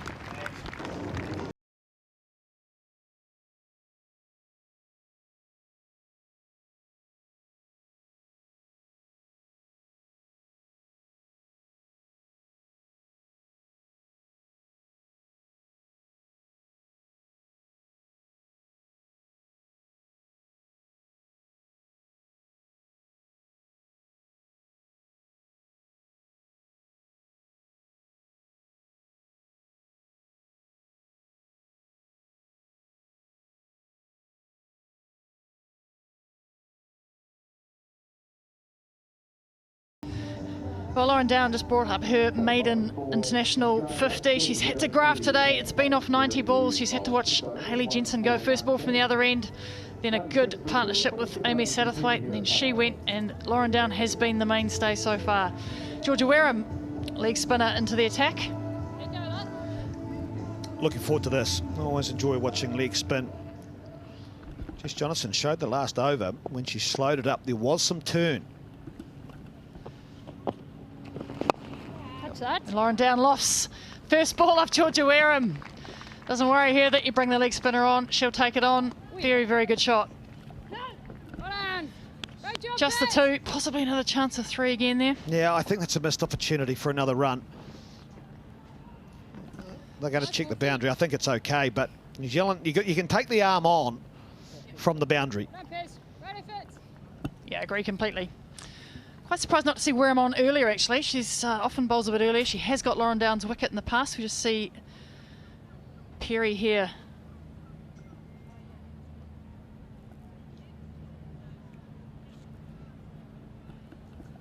Looks good from that angle. Just, I think she does well to flick it away.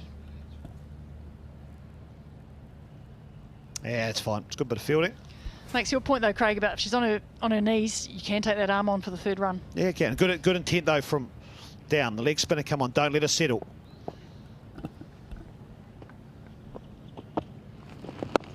Wareham has such good control.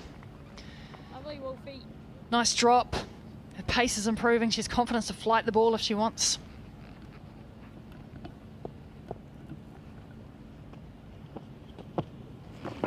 Straight to there. I was about to credit Alyssa Healy with a very, very tidy take, but it was a bat on to the wickets in the end. Let's have a look at Lauren Down's 50. As we said, hard innings for her, but some good use of the feet to get the boundary she has gotten. She's had some tough bowling to contend with, but has made the most of width.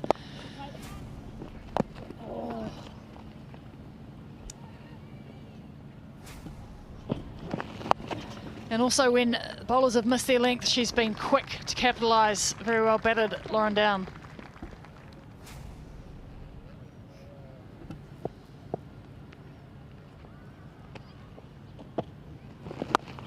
Cross the line again, Lauren Down to Wareham. Not afraid to take that on. I think that's good intent. Yeah, well, the intent has to be there. They've got a target. Brings up the 100 for New Zealand, and the 27th over.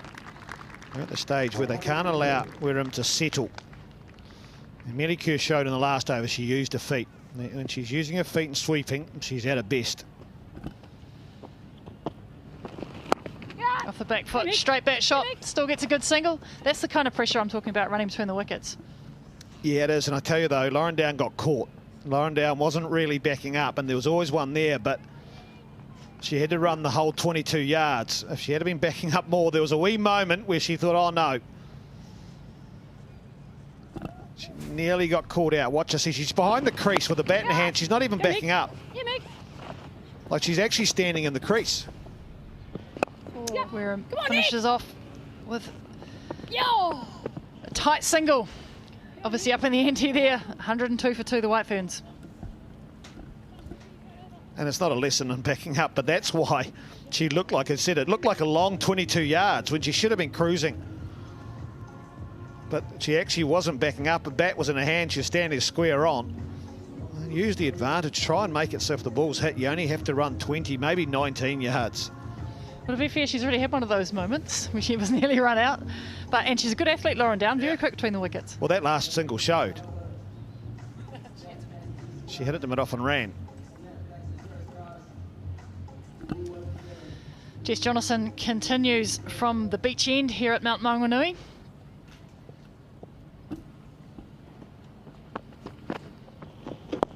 Just worked off her pads. Lauren Down, no run there. Well, that definitely, Jonathan's bowling a lot slower. So there is an opportunity here if Down wants to use her feet. She can just about go really early, but make sure you keep coming at the ball. Like that, Craig. She must have heard you. Just lofted it out of the reach of, I think it's Volemic there. Nice, Jono. Mid-on. Yeah, that's the option. Oh, it's lovely bowling because it's like you can never get there. You can never get there, but if you have a look at Down, she doesn't really get a big first stride in when using her feet, so she's always reaching for it. Goes again, just a little bit of a swipe, but effective enough to get it out to the deep mid-wicket boundary. There's definitely, though, New Zealand, you can see with Down has decided, right, I've got to be more aggressive. And I like this from an intent point of view. It means they know they've got to get up around that 234 mark, 6 and over from here. The average first innings score is 221. Oh. Average first innings score of 221, average winning score 223, Craig.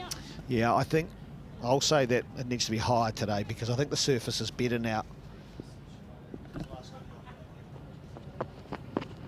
Uses her feet again. Amelia Kerr this time, just to block it back to Jess Jonathan. So 6 and over, around that 230 mark.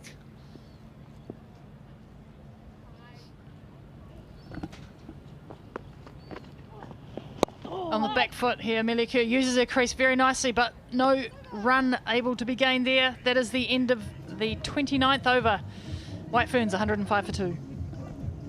Yeah, I think the pitch here over the time, it's just matured, the ground's become more established. And I think the scores have probably increased over that time. This is a really good surface. And to put Australia under pressure, New Zealand will be need that 230, 240 mark. They're set up for it. Well, it feels on, Craig. And add to that the amount of opportunities I think the White Ferns may have just missed in the field. It definitely feels possible.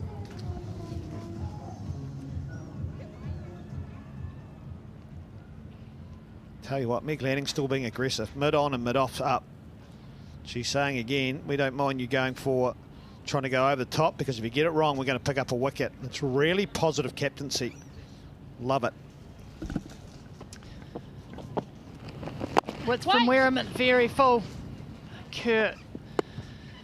Yes, Kay, on fire today. Down, can't quite make the most of that.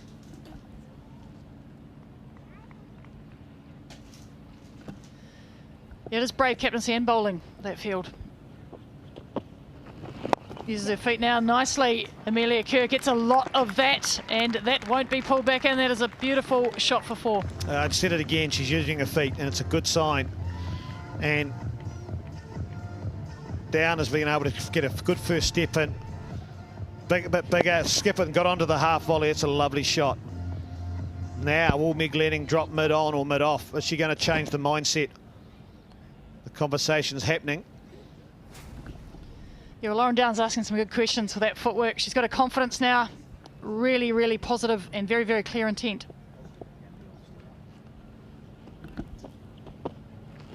Oh, catch that.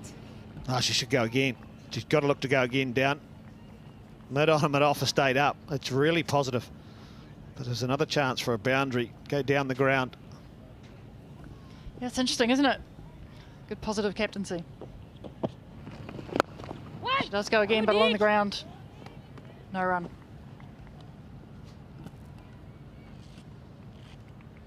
It's good. She'll back Georgia Wareham here, and it's a good challenge for Georgia Wareham, but she's a good enough bowler to know that the field's up and that they're keeping it up until either of these batsmen really take her apart. Oh, it's great. It really is. And it's brave, it's courageous, it's positive.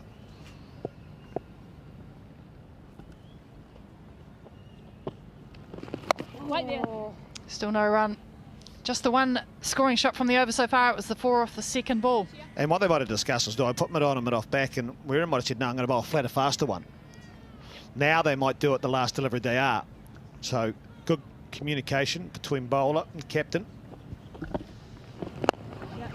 And helps herself to the single.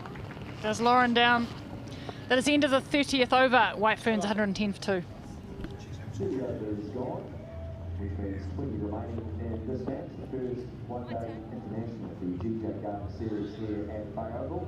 The last women's one-day international here was back in 2019 when New Zealand lost to India. And today's match is the 10th women's one-day international match at Bay Oval. 110 for 2. Down and Kerr at 375. The run rate is just over 3.5.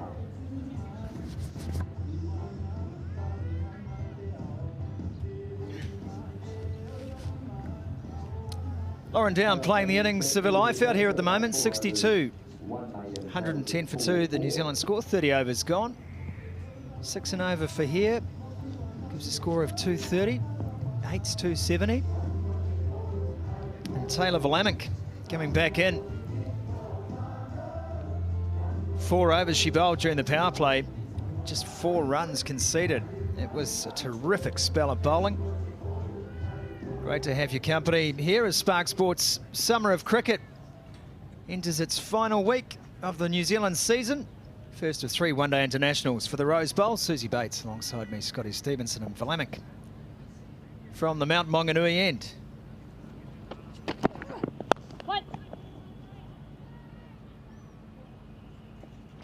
It's been a wonderful innings in many ways for Lauren Down in terms of her confidence at international level, Susie, but you know, when you think her first run came after 19 balls, this has been a real fight, a personal battle out there for her as well.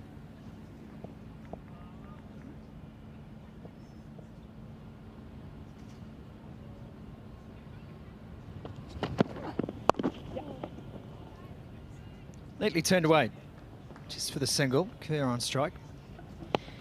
Exactly right, Scotty. Just what the doctor ordered for Lauren Down and the White Ferns, with Sophie Devine out of the side and Lauren Down getting another opportunity at the top of the order.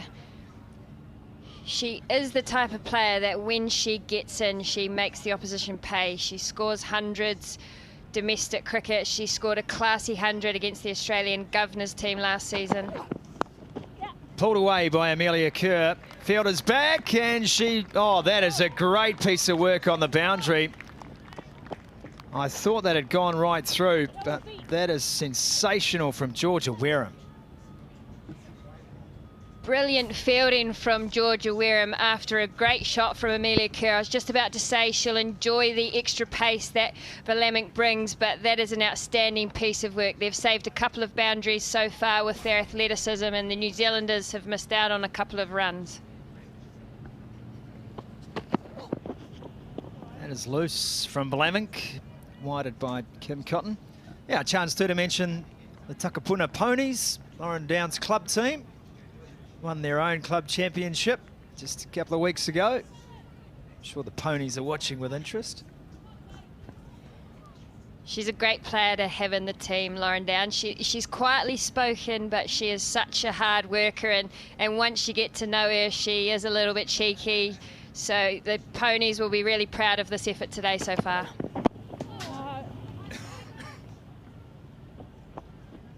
Just not quite sure on that one. Amelia Kerr looked to back away, but never was there to hit from that position.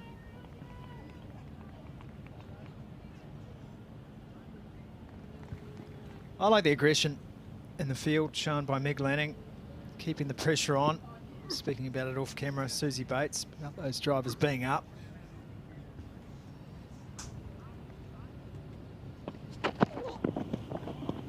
That'll be another wide. And that's what we love about one-day cricket. It's the battle within the battle, and I can't help but think as a battle when I'm up here and when the spinners bowl with both drives up.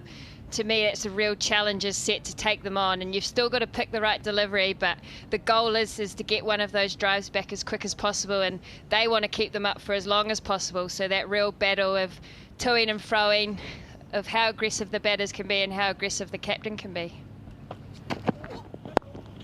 Little widths now, good fielding again inside the circle. Australia sharp. Haynes.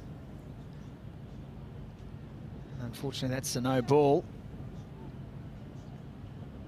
A free hit now for Amelia Kerr.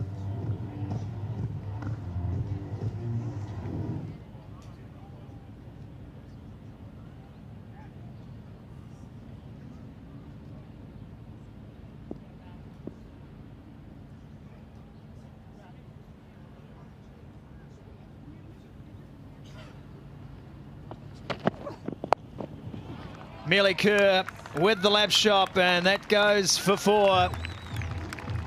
Typical Kerr. Amelia Kerr loves this shot, and a great option with the extra pace of Valemming. She knows if she gets anything on it, it's a guaranteed 4.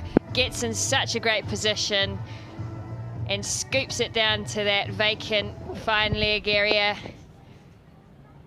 This is a really important partnership for New Zealand. They're starting to get a few boundaries here. This has been a wild over from Taylor Valemming, that's for sure. Kerr on the cut, this time it's through. Looking for another boundary, back-to-back for Amelia Kerr. Big over for New Zealand. 124 for 2.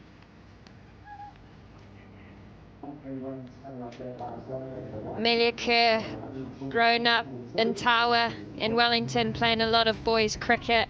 She loves a bit of extra pace, so I thought she'd enjoy this bowling change, and she got a short and wide delivery from Valemming, and she got it past Rachel Haynes this time for the second 4 of the over.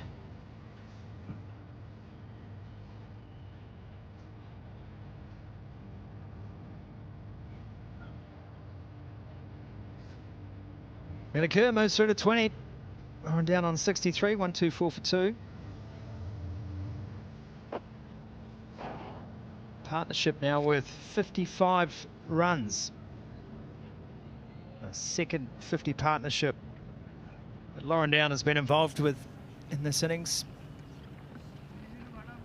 Interesting too to hear from Amy Satterthwaite in the pre-match interview. Batting partnerships, that was her key focus. Well, she's got a couple of good ones here. Down comes down. And unfortunately can't get it through the circle.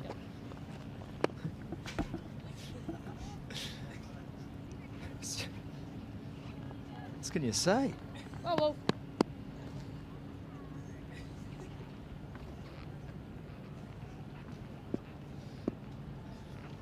And work on my synonyms here. Yeah.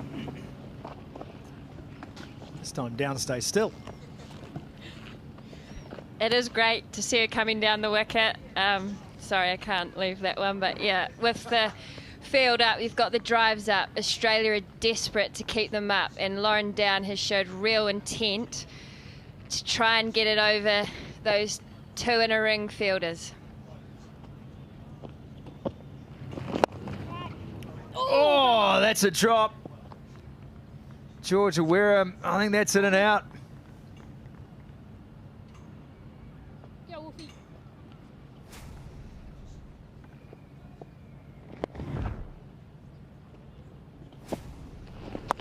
Big chance put down by the bowler. Swept away now for the single down to Gardner. Missed opportunity there for Wareham.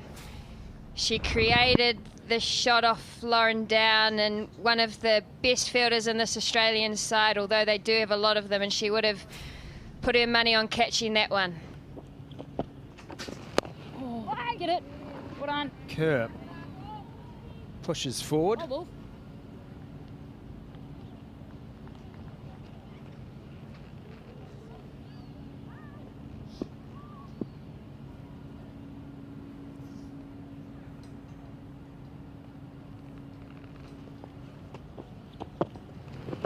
Oh.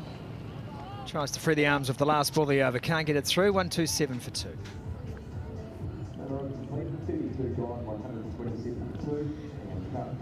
Partnership now 58, and we've talked about the 250 run partnerships that Lauren Down's now been involved in.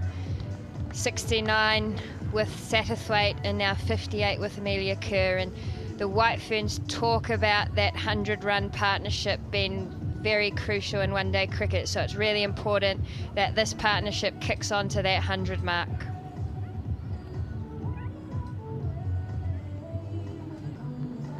Jensen was out, first ball she faced.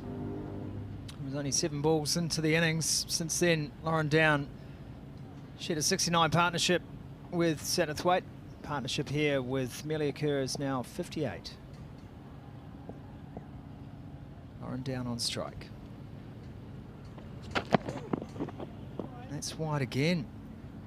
Fleming's bowling a great line to a left-hander. And it was mentioned too that she did struggle a little bit. Joe Broadbent mentioned that in commentary with the left-hand, right-hand combination. Just needs to find her mojo again here.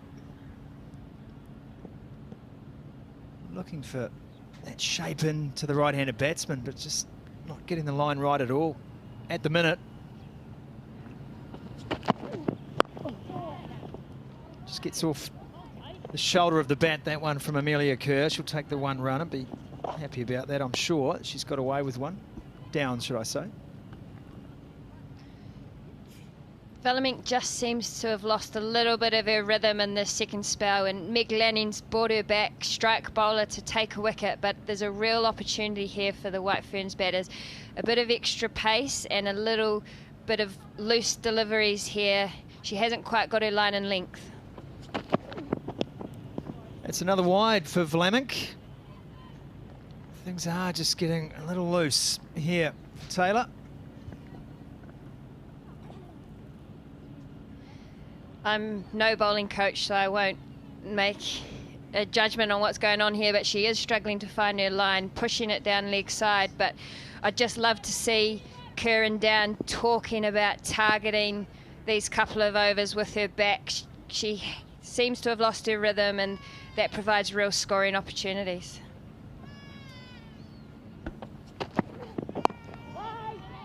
That's better, that's what she's looking for, just that hint of in-swing.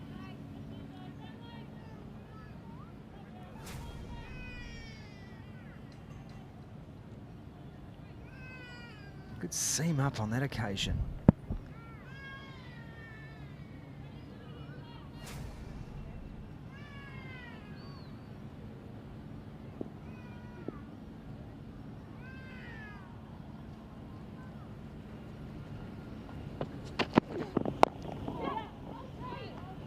Lauren Down calls through for the run.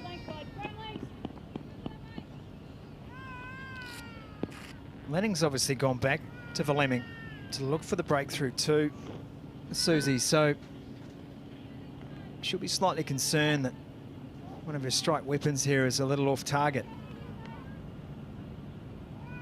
This over certainly not going for as many as the last, but remembering after 4 overs, she'd considered just 4 runs.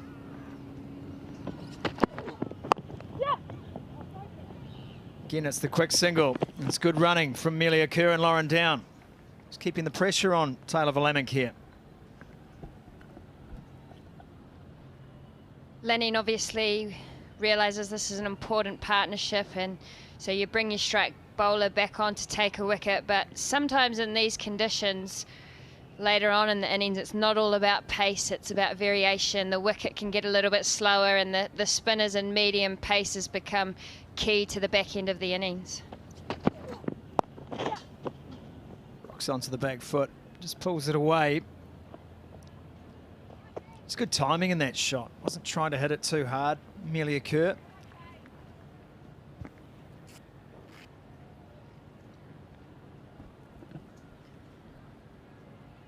Amelia Kerr's looked really good today in the middle. She loves batting, so one-day cricket just gives her even more time to bat, and really trying to cement herself in that number 4 position for the White Ferns.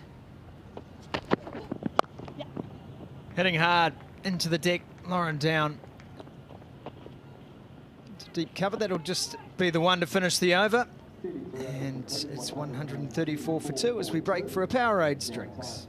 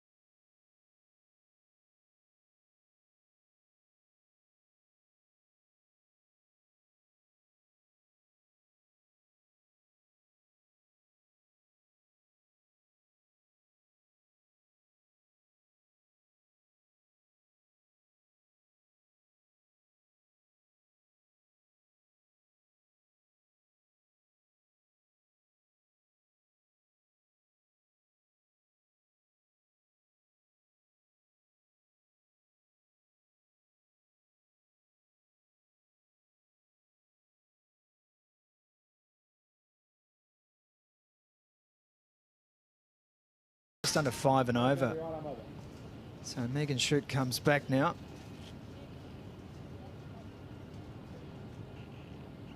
One for 12 of her first 4 overs today.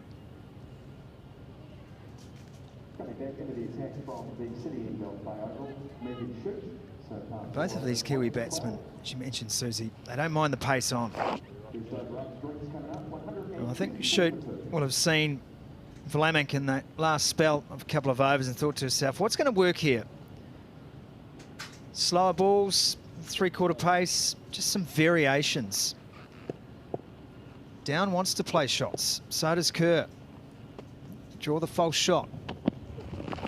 It's wide and deserved that. Got it.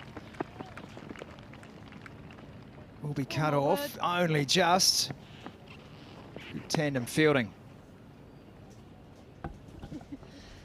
Bit of a loosener there for Megan Shute to start. I'm sure we'll see a lot of deliveries out the back of the hand. She loves bowling the leg cutter in the later phases of the game, but that one just a little bit too short and wide. There is something a little different for Down to consider.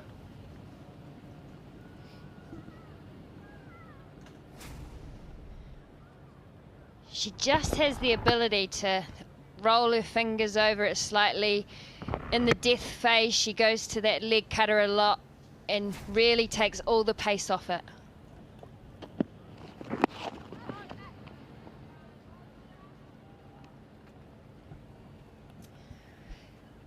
And the fortunate thing for Lanning here is she has plenty of options, and having played at this ground before, she'll know that pace off, whether it's through the medium paces or bowling her spinners, are really effective. So it's tough to see where she brings Perry back in here, and it looks like Vlaminck's had her a couple of overs back. Lauren Down trying to get something going here. It's a 4-dot ball straight from Shute after a loose delivery. 3 dots, should I say.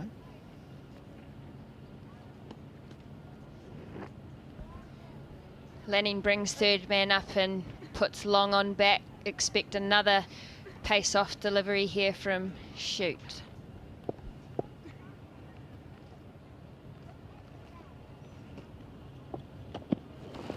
Yeah, come on, Nick. Single, they needed that. New Zealand just trying to wrest momentum again away from Shute here.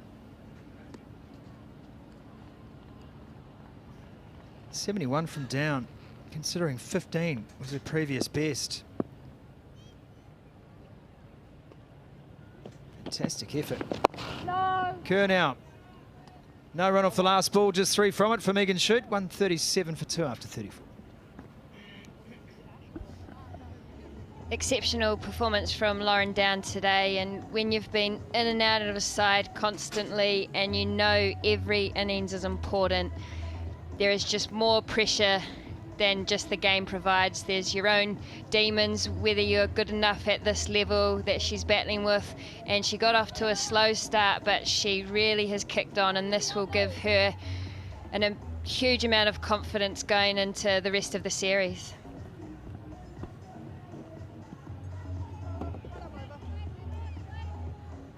There's her scores, top 5 scores. That is a big gap between 1 and 2. That is for sure. Wonderful knock this is from Down, and how crucial for New Zealand that she continues to build on this partnership with Amelia Kerr. Wareham again, goes down the ground, straight over the top, Lauren Down. Couple of bounces and into the boundary. That's another very good shot. I love to see this mid on and mid off, still up in the 30th over, and Lauren Down gets a bit of flight and she takes on those drives. Australia trying to create some more pressure, and Lauren Down needs to continue to get the reward from taking a little bit of risk. This time Wareham follows her as she looked to give herself some room to hit again.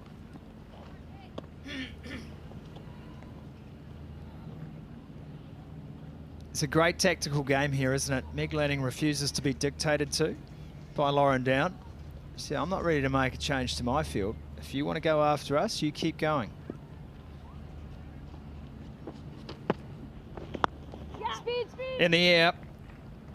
Wide of the fielder. Coming around is Carey. Good arm too. Very good running as well. Need to start picking up the 2s and 3s, the White Ferns batters with the big square boundaries. But exactly right. A little bit of confidence / arrogance from the Australians here, persisting with the attacking fields, and the batters really need to see this as a challenge. Amelia Kerr as well, if she gets any flight, she's got to go downtown.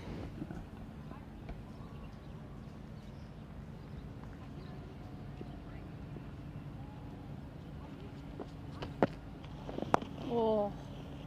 I've got the deep backward square in place for that shot from Kerr. She loves to play it. Now Wareham knows she has that protection if she can bowl that line to Kerr.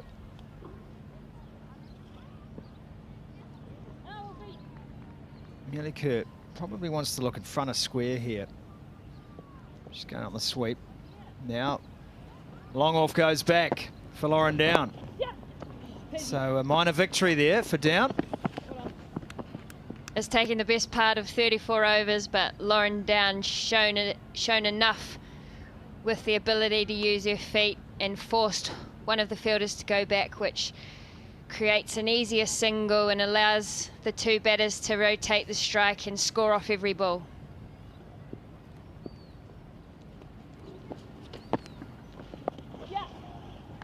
Kerr again. Able to sweep and sweeps well, and that'll be 4 runs. Carey can't cut it off. Georgia Wareham's over is expensive, and New Zealand have 150 on the board, 35 gone. 50 runs for the White Ferns, 150 for 2. 55 overs completed, so 15 remain in the first innings. New Zealand asked to bat first after Australia won the toss. 13 runs from that Georgia Wareham over.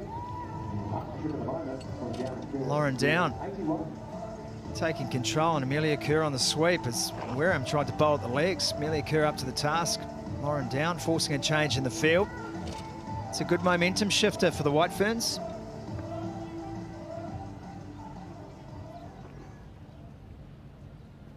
Some thinking now for Meg Lanning. Wareham went for 13.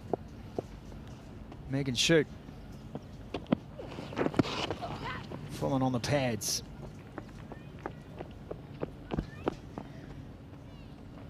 Into the 35th over, and recently in women's one-day international cricket, this would have brought about the second power play where the captain would have been forced to bring 1 fielder in and only have 3 out, but the change of the rules now means that 4 out for the remainder of the innings.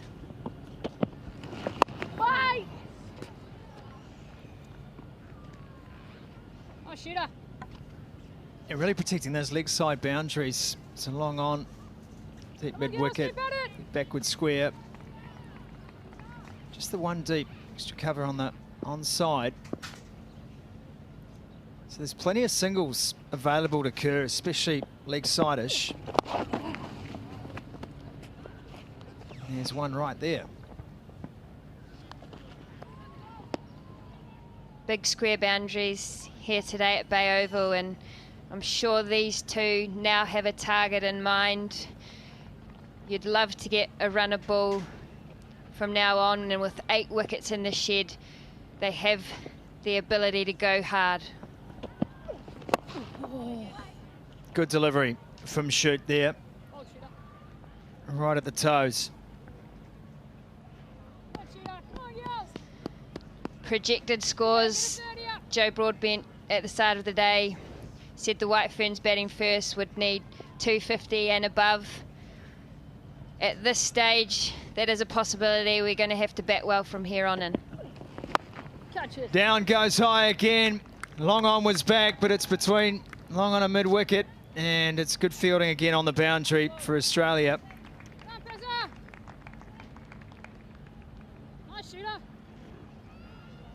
44 runs of the last 35 balls, so the run rate is increasing and has increased markedly. It's there to be hit for Down.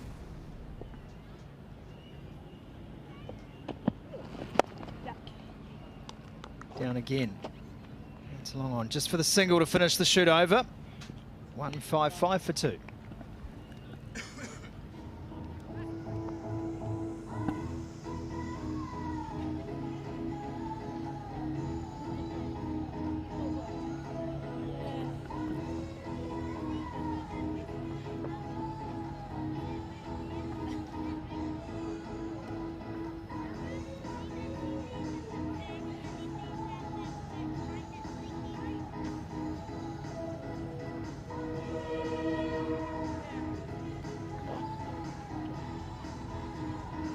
There's the White Ferns Manhattan. Slow start during the power play, some acceleration towards the end, and then accumulation overs. Now starting to see some big ones too. This is what this New Zealand batting effort needs. Average winning score at this ground, 223, but New Zealand will need more than that, one suspects. Gardner. Yes, Buzz. Hold on, double Buzz. This time, long on, long off. Both back on the boundary.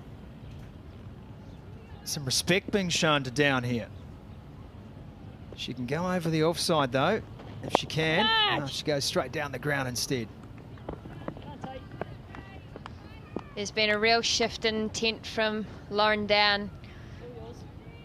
In the last 20 or so balls she's faced, really looking for that boundary. Partnership now 87 for Kerr and Down. Really important they just take it a fraction deeper here and set it up for the White Ferns middle and lower order. Kerr again, she favours that shot. She has done today. She swept well as Carey fields it on the boundary. The great thing about this partnership too is, although I've talked about Amelia Kerr showing intent with her feet, she swept so well, and Lauren Down hit so well down the ground, so they're accessing different areas and making it difficult for the Australian bowlers. Oh. Down. It's got through the shot a bit early. I'm entirely sure that was where she'd first intended that to go. She's going up in ones at the moment. We've talked about party time before, and sometimes the danger with party time is you go too hard. You need to still time the ball. Big shout. Kim Cotton shows significant disinterest.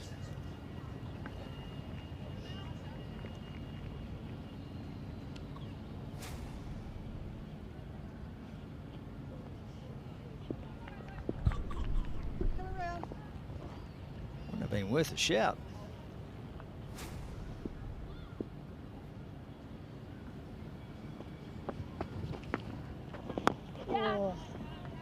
Get on the sweep, Kurt. She really has enjoyed that shot today. End of the Gardner over, just 4 runs from it. 159 for 2.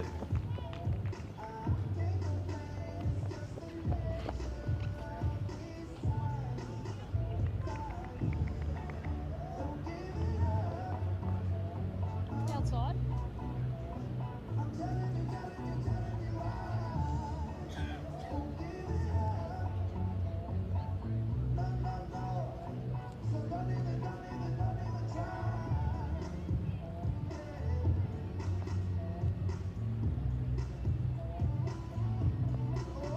Lauren Down with a breakthrough international innings underway here. 82 when she moved to 76. She had scored more runs in this innings than she'd scored in entirety the rest of her time at bat for the White Ferns.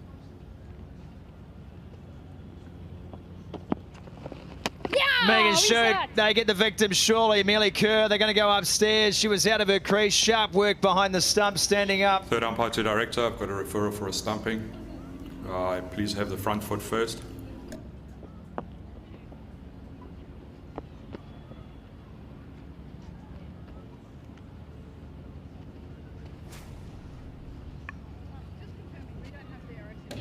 Yeah, that's a fair delivery. Could we move on to your best side on angle, please?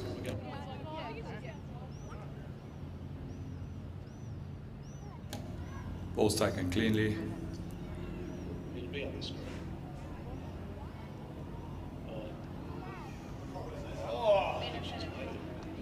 Can we just take it back 1 frame, please?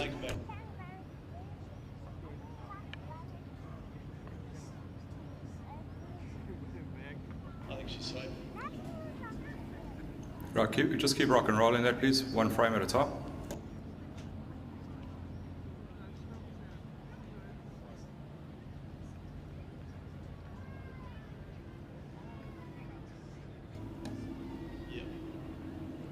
Yeah. All right, can we freeze it there, please? Yeah, happy to make my decision. My decision is out. I repeat, out. Umpire Eugene Sanders has given it out. Amelia Kerr is gone. She's stumped.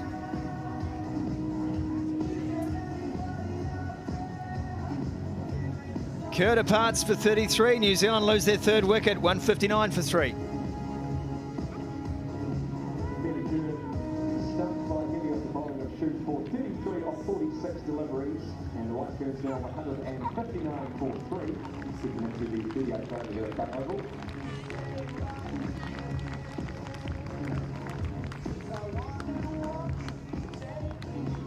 And the wicketkeeper for the White Ferns, Katie Martin, is the incoming batter.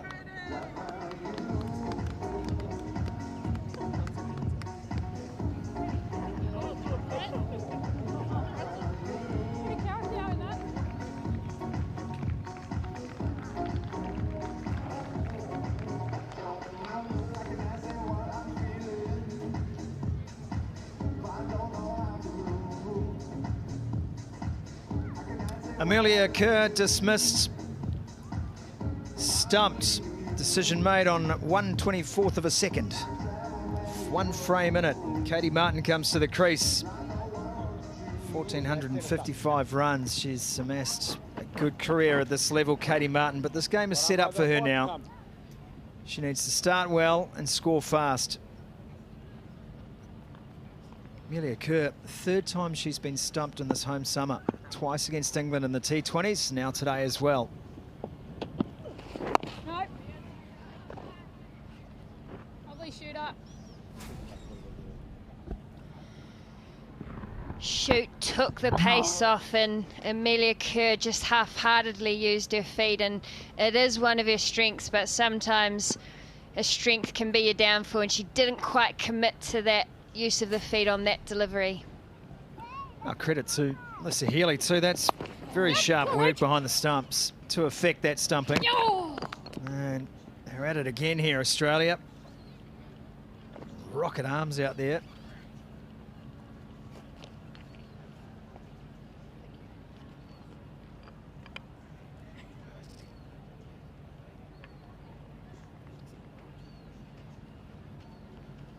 You see the logic in Eugene Sanders' decision. If you want to deal in milliseconds.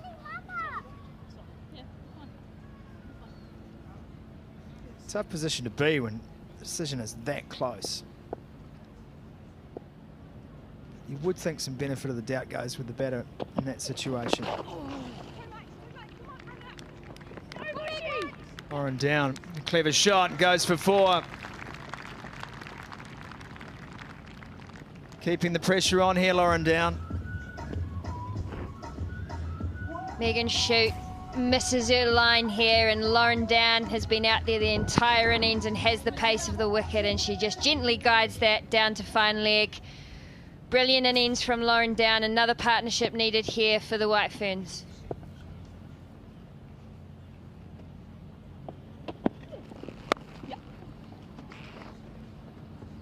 Eased out onto the offside behind Lauren Down, brings Katie Martin to the crease.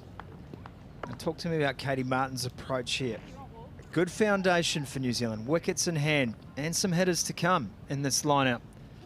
The likes of Brooke Halliday, Hannah Rowe, who will enjoy swinging a bat in this situation, Maddie Green, who I think has worked her way back into some good confidence over the last couple of weeks.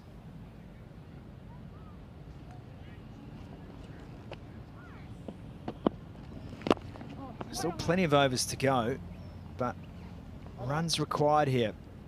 38 overs gone, 165 for 3. It's a dangerous thought trying to get into Katie Martin's mind, but having played with her for a number of years, she will have an exact score in her head of what she thinks the team needs. And for Katie Martin, it's always about the team, and she'll be figuring out how she can contribute to getting those runs. The nice thing is here, she does have a couple of overs to get in, get the timing of the wicket, and then she will launch.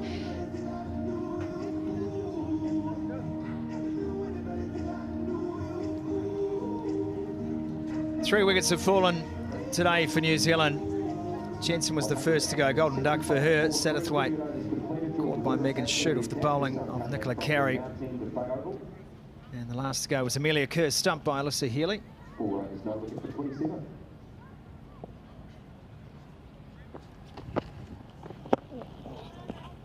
Down.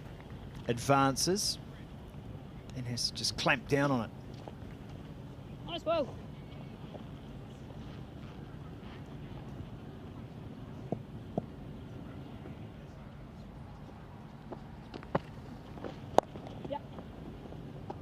Down this time, sweeping. Change of tactic. Potentially forced by the field set, long off and deep cover out. And the line, she decided to go for the sweep there, but I still think there's a big pocket over Meg Lanning's head at extra cover. The breeze tends to blow that way at Bay Oval, and she is so strong over the offside against the ball turning away.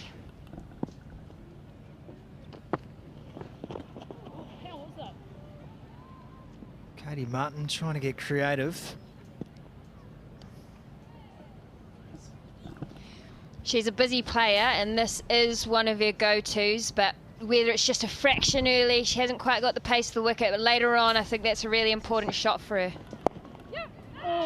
Oh, it's a big mix-up. Katie Martin has to get back. She won't. She's gone. She's run herself out. They'll have a look, but that's good work again from Australia.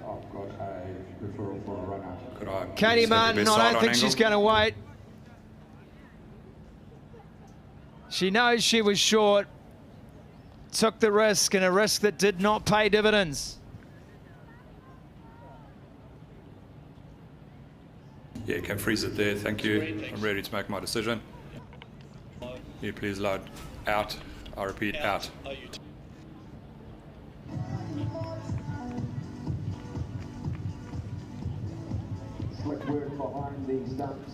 Katie Martin goes for one. New Zealand lose their fourth. 166 on the board. And 166 for 4 now, the White Ferns. We go to the 39th over. Katie Martin will be really disappointed with that. She is a busy player at the crease, and she likes to get going, but a risk she probably didn't need to take. And Lauren Down still at the crease on 88. She needs to build a couple of mini partnerships here, but there's plenty of batting to come for the White Ferns. With great respect to Katie Martin too, there's no way Lauren Down was running for that. That time.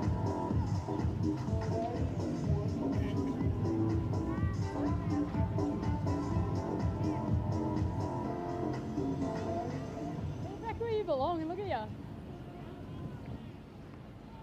Maddie Green comes to the crease. 35 matches for her. I'm sure still buzzing about hitting the winning runs in that second T20 International at McLean Park in Napier. One of the great French cuts. But a special moment for Maddie Green. Oh, Wolfie. 12 ball, bud.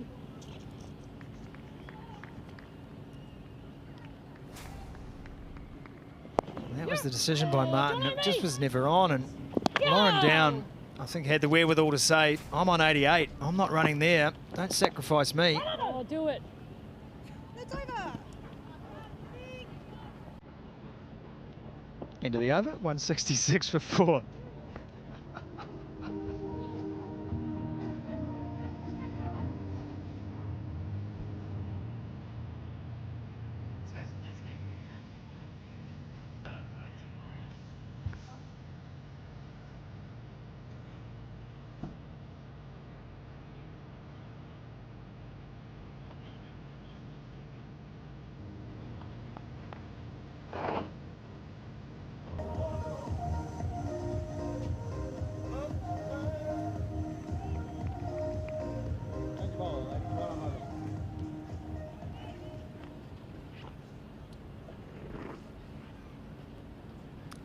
39 overs gone here at Bay Oval. What a beautiful day it is too in the Bay of Plenty, Mount Maunganui. Nick Carey returns to bowl her 7th over. Come on, Ash! Keep her, Down Ash! gets plenty of that.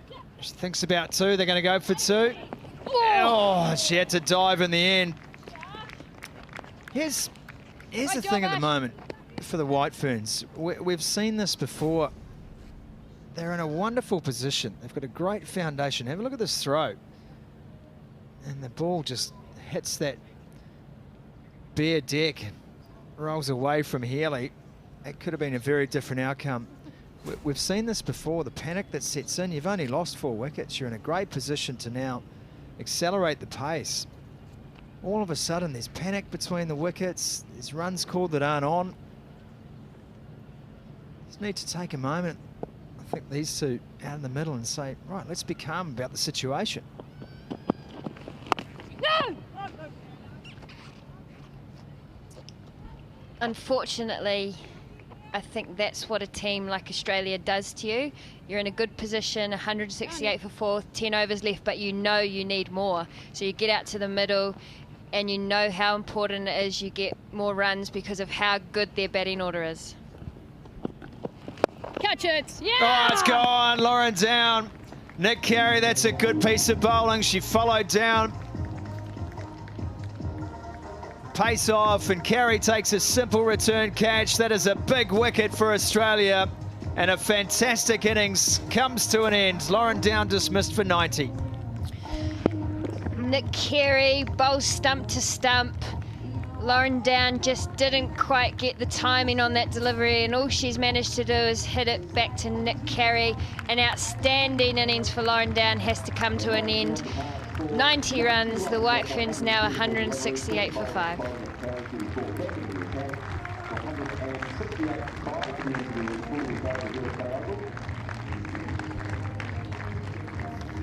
There was a calmness about the way Kerr and Down were going about their work, and the point is being reinforced here. Suddenly there's an infection of anxiety, and that's not what you need. I do wonder if it's sort of after that drinks break that things have seemed to change in the middle, and you know, maybe there was a message about what score was needed on this wicket, but at the end of the day, you've got to play what's in front of you. Australia are making the breakthroughs here. That's your off stump. Yes. Taken 3 wickets in the last 2 overs. Amelia Kerr, Katie Martin, and now Lauren Down have all headed back to the shed in quick succession. Brooke Halliday on strike. Yep! Oh, someone! Straight away, again, some confusion in the middle. Here's the wicket again of Down. Just didn't quite get her timing and just poked at that delivery. Straight back to Carey. And the worst thing about that dismissal is now the White Ferns have 2 new batters at the crease. Oh! Tight lines this from Nick Carey. She's a real spark plug, isn't she, Carey? Seems that every time she's asked to come back into the attack, she finds a way to eke out a wicket, just create a bit of a change, momentum shift. Yep. Runs for Halliday here. Might just be the one. She retains the strike. New Zealand now, after 40 overs, are 169 for 5. Change in commentary, Rebecca Rolls and Joe Brook. Completed here. We've got 10 remaining in the first innings of this game. Australia won the toss and started to have a bowl first. And it's working out for them at the moment. 21 consecutive victories since 2018. Equal with Ricky Ponting's Australian team back in 2003. Thank you. And if they win this one, it will be a world record for the most consecutive victories by a team. 169 for 5. We're at 2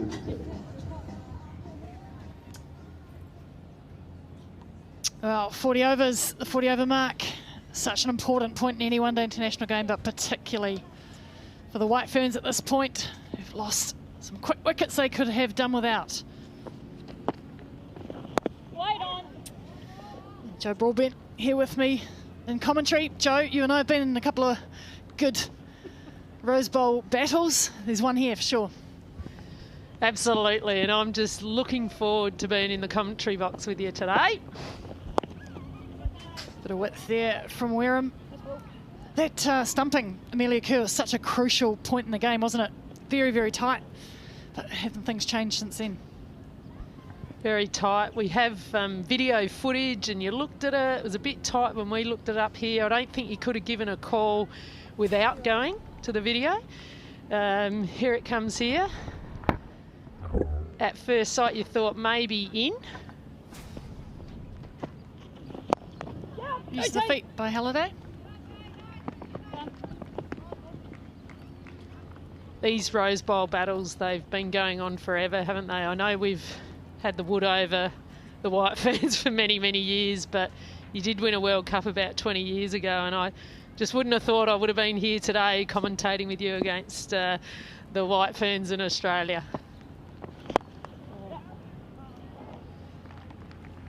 Single this time from Green. Yeah, it's the Bledisloe, isn't it? Women's cricket pinnacle event. Amelia Kerr said before the game, and she's right. It's certainly the fixtures that both teams look forward to the most.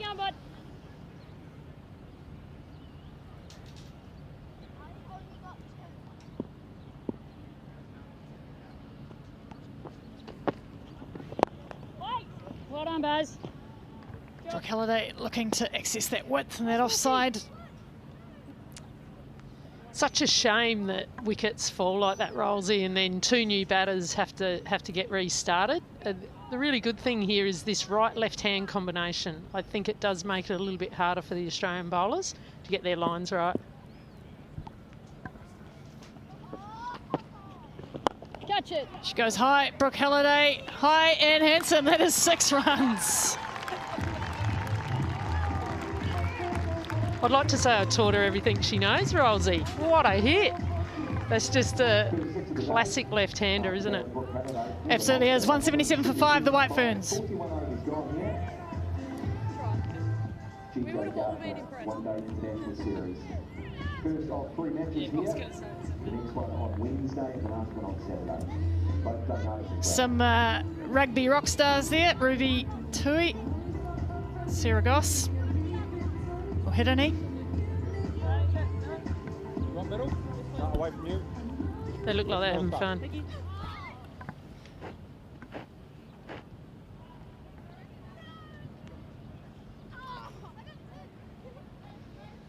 Well, we just saw the first 6 of the innings from Brooke Halliday. Good lefty 6, Joe. Beautiful shot. Just leant into it, didn't she? That sailed over the boundary.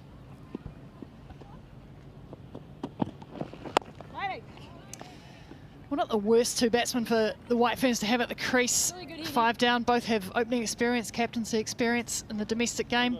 They'll need to take a bit of time, but very, very capable. And Nicola Carey's actually bowled quite well here too, so they're going to have to be pretty eventful around the crease here.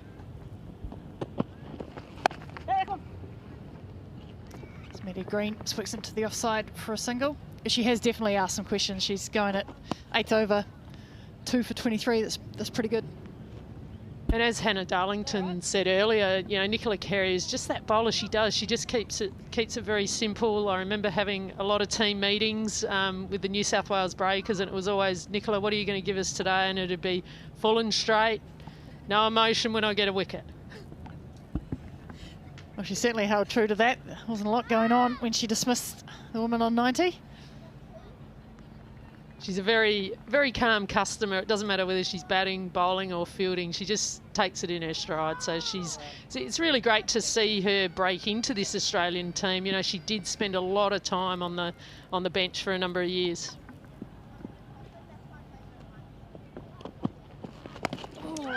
Looks to use her feet again. Halliday.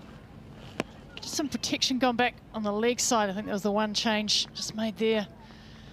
Obviously thinking that might be Halliday's go-to area, but Halliday looking like she's trying to create some room. Brooke will probably try and play her through that point area where the two fielders are inside the circle. If she gets that past, I think it's Ash Gardner there and Beth Mooney. If she can get it past there could be a 4-on option. Catch it! Well, she's lofted it, but just didn't quite carry to mid-off, and it is snuck through for a well-needed boundary by the White Ferns. I reckon that actually carried here, and we'll probably see this on the replay, I think. Used her feet, just didn't quite get it. I reckon this is actually carried. Yes, just need to dive a little bit more forward there, and she might have had that, Jess Jonathan. Being really harsh on her. You know, there's a high standard that us Australians have. Works it straight. Nicely. I think as a bowler, you're probably entitled to think that might have gone to hand. If that was off Jess Jonathan's bowling, I'm pretty sure she would have wanted to have caught it. No, I'm sure she gave it her all there, but just how quickly that ball ran to the boundary as well.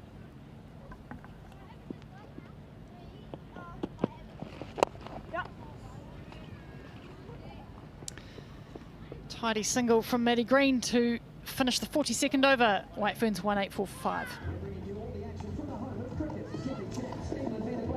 So 7 off that over from Nick Carey, probably one of her more expensive ones, given the quality with which she's bowled today. And that's really what these girls have got to do, don't they? You know, just punch around for your singles. Every now and again there is a 4-ball option. You've either got to create it or put away a loose ball that comes your way. And also these last two one-day internationals there at Bayo Oval will be live on Spark Sport. Sparksport.co.nz. We'll have all the info. Ashley Gardner, right arm off spinner, has been given the ball again for the 43rd over. Maddie Green to take strike. Spending a bit of time getting these fields right. Both drives are back. Protection on the leg side. No surprises there, Joe? I can just see Maddie Green just eyeing off Cow, actually. But you know what? It doesn't matter where they put the fielders in the inner circle. It's on the banks where the people are sitting. No one can field there, Rosie.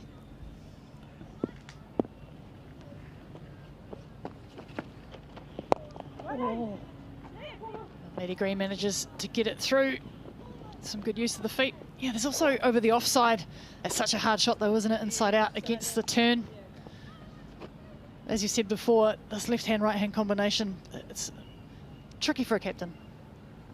Yeah, and you're better hitting the side that the ball is actually turning to. But look, every now and again, if you get that right length, you can go on the opposite side. And I'm sure that these two quality players in Halliday and Green will know that for sure.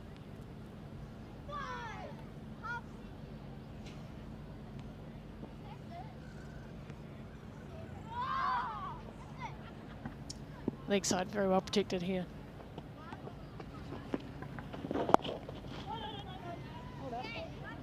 No run there for Halliday. Of course, you've coached Brooke Halliday, the Northern District Spirit. She's come along very well this year. Yeah, she has. You know, it's been a tough couple of years for her medically, but she's just a champion. Yeah. Unfortunately for Brooke Halliday, she has used her feet. Walked past one from Ashley Gardner, turning it away from her, and she has to go. Alyssa Healy does the work with the gloves of straightforward stumping to add to her tally, her big tally of dismissals. It's just that ball going away. Brooke came straight down the wicket, needed to go towards the line of that ball, and she probably would have connected. And unfortunately, Brooke Halliday's gone for 13 off 13. 185 for 6.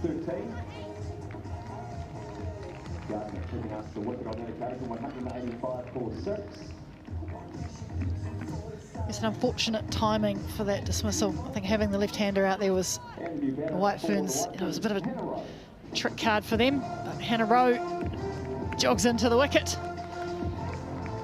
Not exactly sure what potentially Brooke was trying to do there as well. It was almost like she gave herself too much room, but we've got the two champions from the T20 win in the second one coming out together, so potentially they might be able to pick this run rate up.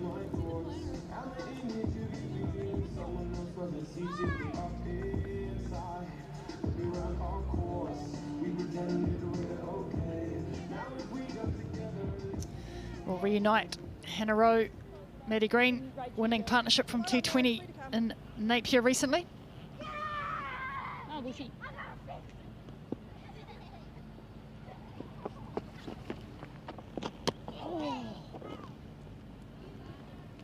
Here is the wicket again. Brooke Halliday stumped by Alyssa Healy. Around the wicket, Ash Gardner.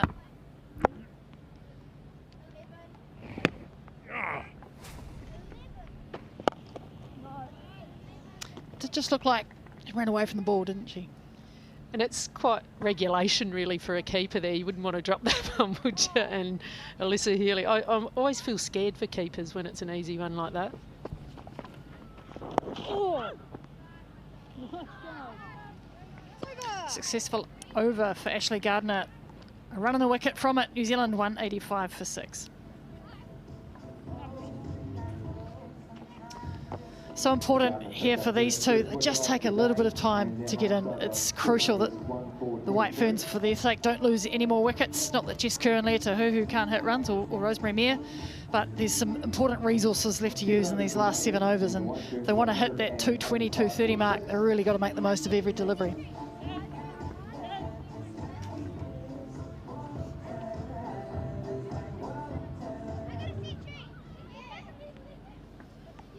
That's the picture so far. Important partnership here for Green and Rowe.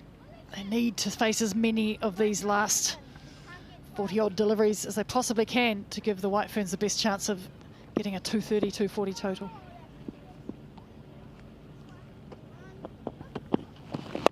Get it. Well done. Nicola Carey back on that very hard line and length. She doesn't stray anywhere else with that. You know, I'm surprised she hasn't, you know, maybe dug in a short one every now and again just to get them on the back foot. But I suppose, why would you if you're tying them up with full and straight? Oh. Shorter there and swung away. Absolutely, I'm not sure why you'd change a thing. Lovely. Had a reasonably expensive over by her standards, the last one, but back on the money so far here. Oh, Nick. Yeah, she's potentially that bowler that Meg Lanning could bowl even 10 overs in a spell with the way that she was going, but the options that Meg Lanning's got, I think she's used them very well. Oh. She's certainly got some quality at her disposal. Shoot, Jonathan Perry all in the top 10. I threw 1,000 balls to Hannah Rowe when we were on the Australian series when I was with the White Ferns. I went on the dark side and she just swept me the entire time, and then she got an injury and I thought, good, you can't sweep me. Yeah. Nice moves. That's nice single taking there from Hannah Rowe. I think a sweep might be a good option. Big up at flying leg. Or a lap off Carey. Yeah, Nicola Carey has been known to get laps or even edges. She does get a lot of edges, and we did see that in the winning T20 game.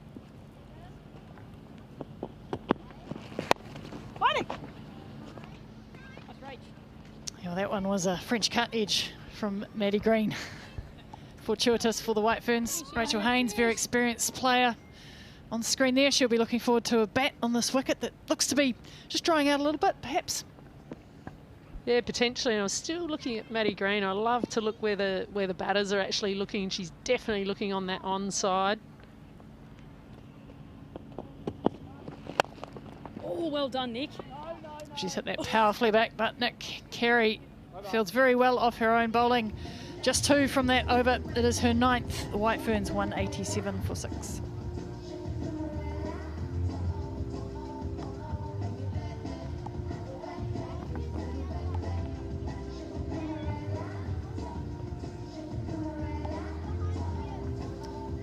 Australian bowlers have done well today. Their economy rate sticks out.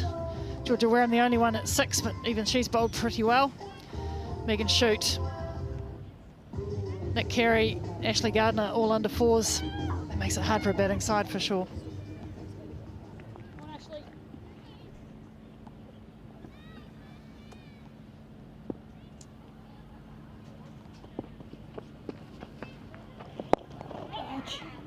Well, Hannah Rowe just punches it nicely out into the onside. Ashley Gardner into her 8th over. It's almost the way to do it when you're building an innings. You're looking for that space where you can hit. She gapped that quite well. It was a little bit uppish, yes, but you know, it's better than trying to have a windy bush. Well, that is a beautiful shot from Maddie Green. Has she got it far enough? It is over Beth Mooney's head for 6. Great shot, Maddie Green. At first I thought Beth Mooney was going to start sitting under this, and it was a massive hit there by Maddie Green. You could tell she wanted to start going down the ground there. Nice high hit. Well and truly over. Great effort from Beth Mooney. Well, that footwork compared to Halliday one earlier, perfect, wasn't it? Towards the ball, got every bit of it. Catch it. Goes straight again. Beth Mooney has a bit more work to do, just the single this time. Always great to see when you do see a boundary, then just look for the one. I think sometimes batters can get a little bit greedy. They feel like they can do it every ball, and that was just perfect play by Maddie Green. Oh! Well fielded. Ashley Gardner off her own bowling. And so important to get that boundary early in the over. Ash Gardner has got the biggest hands. I'm not surprised she got that. Huge. She should have been a keeper, Rosie.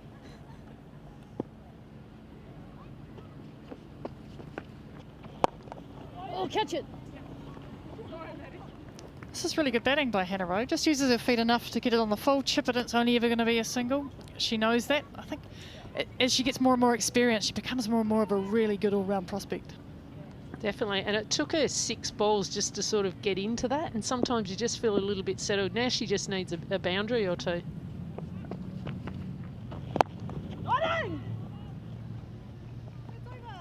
Ash Gardner gets out of that over with a dot. There were 9 from it.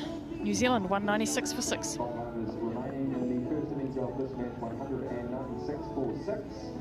So 5 overs to go.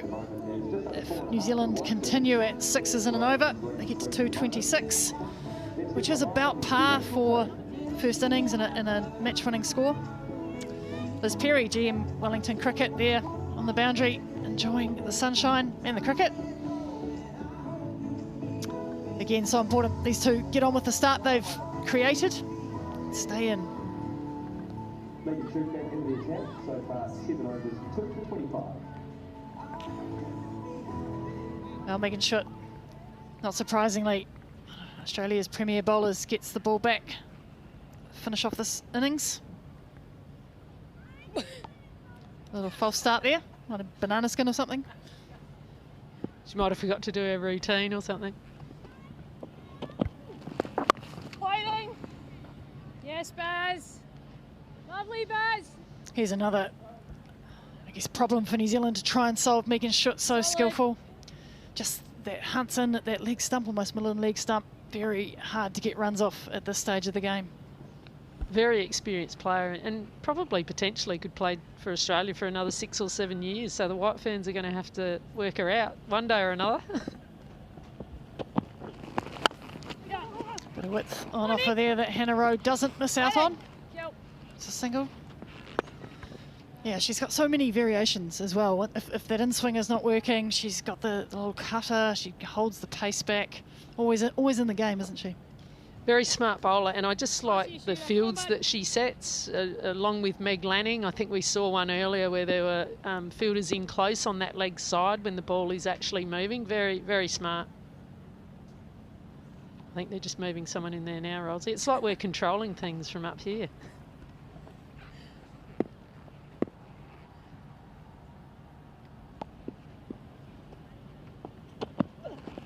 Yes. Oh, and she prevails that time. Megan Schutt, just the skill we were talking about.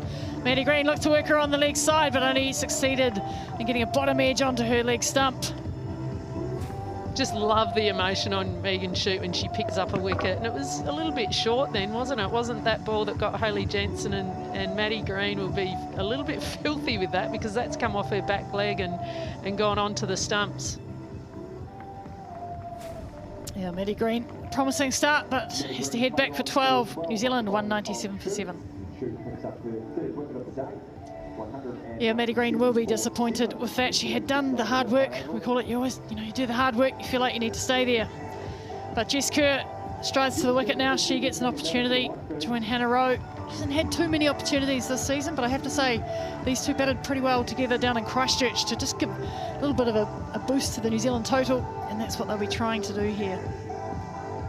We played against a CD in the last 50 over game, and Hannah Rowe just smashed us everywhere down at, is it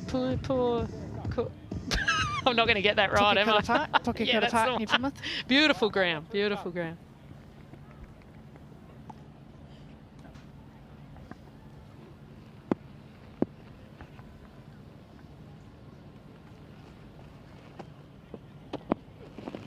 What was that? Healy interested in a little tickle behind.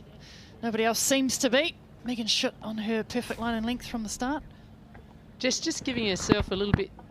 Oh, this is actually, and that was Maddie Green. I was thinking that was Jess Kerr coming in, Maddie Green. And yeah, you just saw it roll off the pad, didn't it? Right onto the stumps. Very disappointing. A little shorter and leg side-ish for Jess Kerr, just to lift it into the leg side for a single. Yeah, Maddie Green. Sometimes just cricket's not going for you, is it? When you sort of have a little bit of form, that one probably goes for the edge for 4. Maybe she used that up in the T20 internationals, potentially. Schutt just putting in a short, fine leg.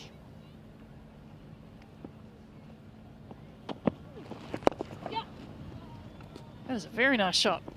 Just for a single, but good to keep them ticking over. End of Megan Schutt's 8th over, 199 for 7.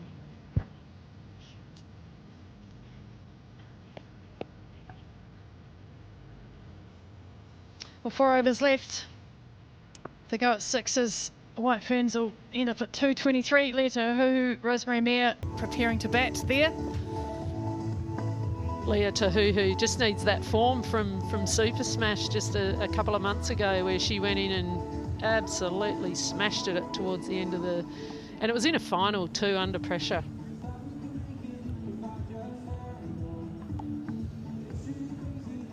Well, that paints the picture of the last 10 overs for the White Ferns. It's that wicket column that has put the brakes on the run rate, and batsmen have managed to keep those singles ticking over, but unfortunately just the momentum arrested by the loss of wickets.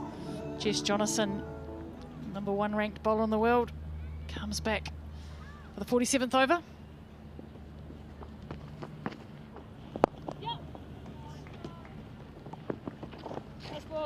Again, Hannah Rowe just works it nicely into the leg side. Well, how would Jess Jonathan be approaching this? Oh, look, she won't want to give her any room to get underneath the ball. She'll just be sliding it in, bringing the stumps into play. Brings the 200 up for the White Ferns.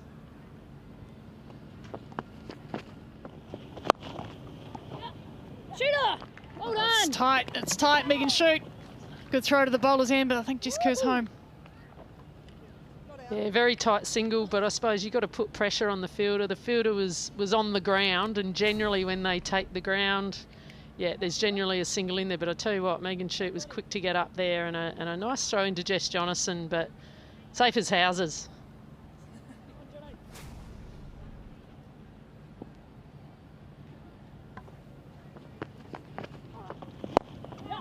Chipping again, Hannah Rowe. That offside field for Jess Jonathan, it's gutsy. In the 47th over, just the fielders in the ring, no protection out in the deep. You'll just see those four, a wall of yellow.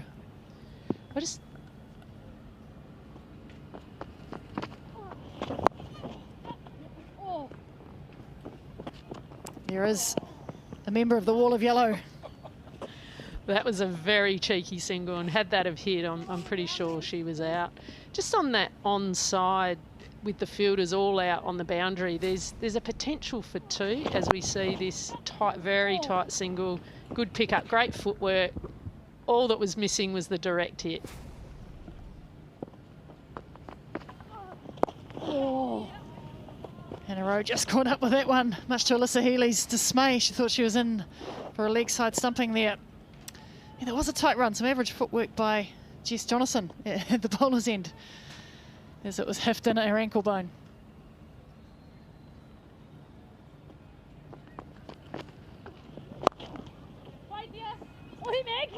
A tight now at the bowler's end. Hannah Rowe backing up a long way.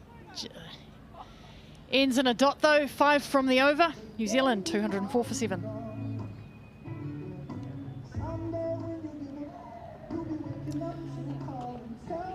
These two look keen to run, so I think the two option is possibly, out in the leg side. It's definitely an unbalanced field, isn't it? Rightly so, good bowling. It's where you want the batsman to hit the ball. I think the other thing there, that if you do hit it soft enough and you run your first one hard, you actually get 2 there, and you just put the thought in the bowler's mind, you know, wow, do I need to actually bowl somewhere else?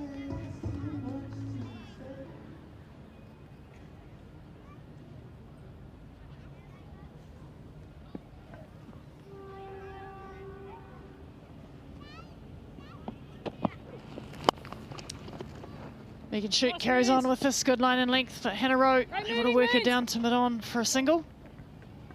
The Australians have really backed themselves in the whole game, haven't they, with the drives up, wanting the White Ferns to hit over the top. We had the wall on the offside before, just backing that in and stopping the ball getting through there. They've performed outstandingly well with that. So the feet again, edging and straight to Rachel Haynes, who takes this very simple catch just behind point.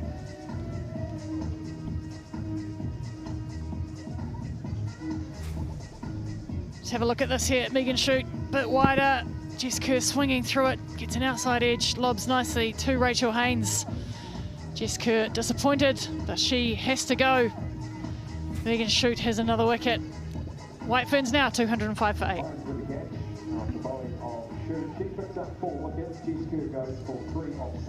Again, the White Ferns just losing wickets as they start to put a few more singles and twos and fours together. Well, Leah Tahuhu doesn't tend to operate in singles or sixes, as we saw in the Super Smash final when she brought the Canterbury Magicians home for a good win. Bit of work to do here. A couple of overs to play with. Yeah, she's going to have to almost go straight away though, isn't she? It's not like she has that buffer of potentially 5 overs in the bank. She's going to have to go straight away, which is an extremely difficult thing to do, and it's against Megan Shute as well, so add that to the pressure.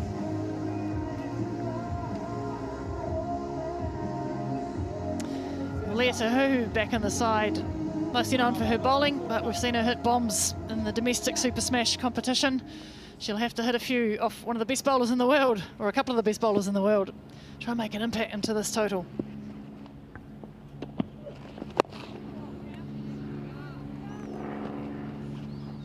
That's just a little bit of a sighter there, Rosie, just having a little bit of a look. Oh, yeah, is that what the wicket's doing now? She's looking out to that leg side going, I think I can get it there. And that's the wicket of Jess Kerr again. Rachel Haynes doesn't drop those catches, but you're always a bit nervous with the spin that's on them fielding there.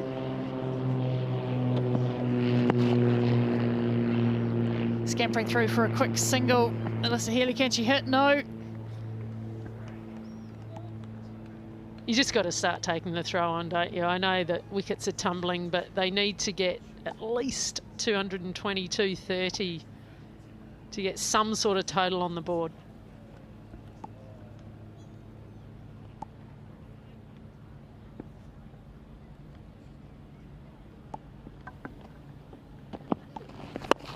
Hannah Rowe lofts it beautifully back over Megan Shute's head. Will probably only be, no, I was going to say Leah Tahuhu coming back for 2. Good running. We're going to have a look at that. Third umpire to director. End of the 2 runs from Leah for a Tahuhu. run out. Could you please give me your best side on angle?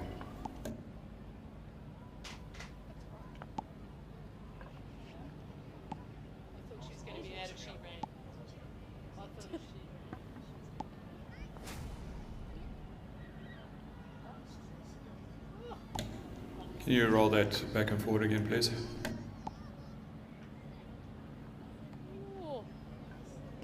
Yeah, once again.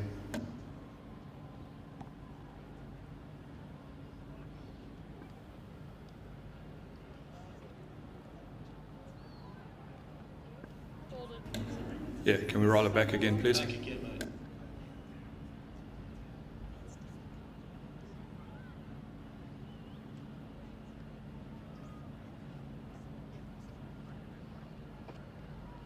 Yeah, can we go back 1 frame, please? 2 frames now. Go.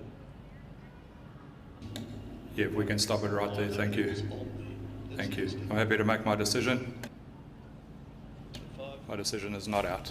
I repeat, not out. Not. Well, Leah Tahuhu survives. I have to say that is some excellent sliding of the bat there. A really good example of a good reach, sliding on the underside of the bat so it doesn't get stuck in the mud. Well, the turf survives.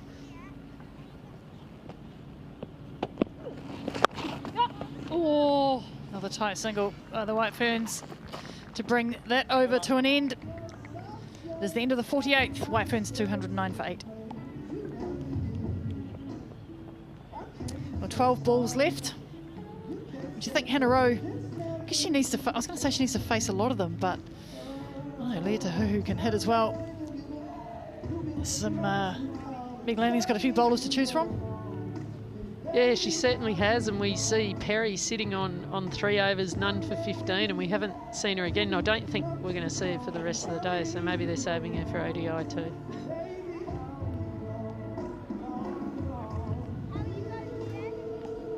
Two overs to go here at Bay Oval, Mount Maunganui. White Ferns 209 for 8, pushing for the biggest total they can possibly get in the next 2 overs, hoping for over 220, 230. Nicola Carey has the ball again. We were just discussing Elise Perry. Only 3 overs so far today. Perhaps a bowling load, reintegration into the game.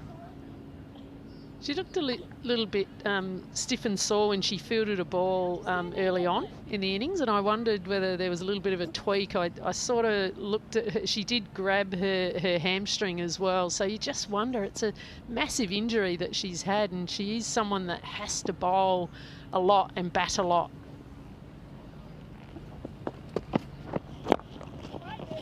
Well, the other possibility, Joe, is that Nicola Carey's just bowling so well, she's kept the ball out of Elise Perry's hands.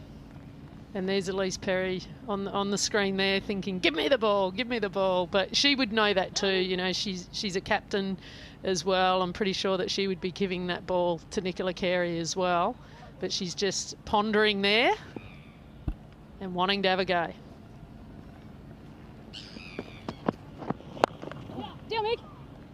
Some intent from Hannah Rowe there to get the single. The White Ferns really have to make every poster winner here, have to get as much as they can off every single delivery.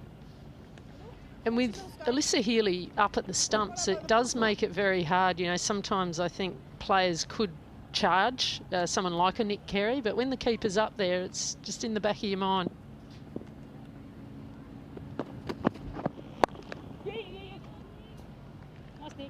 Tahuhu's turn for a single. And Liz Healy's not going to miss a chance off Nicola Carey, so if you are going to run at her, you have to go to the ball.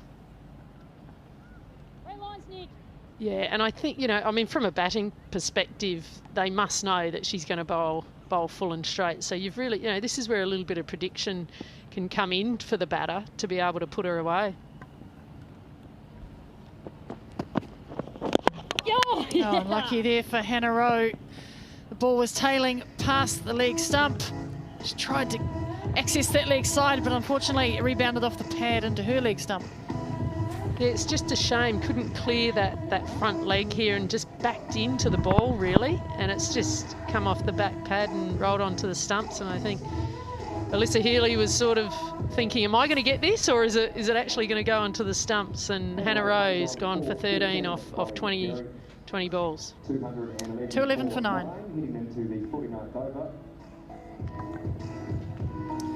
White Ferns' last batsman, Rosemary Meir, comes to the crease. 8 balls left for her and Leah Tahuhu to try and get this target as high as they can. Some excellent bowling from Nicola Carey. 2 deliveries left for her. Can Nicola Carey finish this game off 4 for 33, Rolsey? She only needs 1 more wicket. She can't get the 5 for because there's not enough wickets left.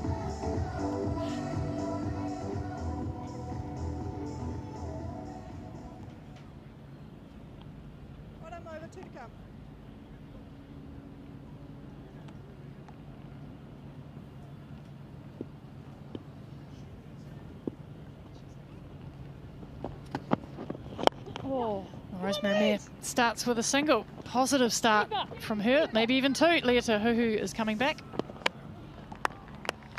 But unfortunately, that is the end of the innings. Rosemary Mayer unable to make her ground back at the keeper's end, which means she has run out for 0.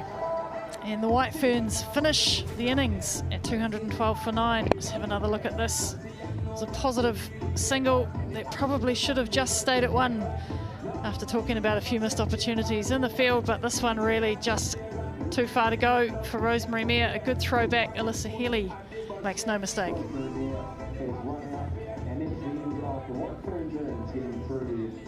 Yeah, that's a little bit disappointing, but you know, to be fair, the running between wickets today hasn't been really good, and I'm sure that's something that the White Ferns will review and want to improve for the next game.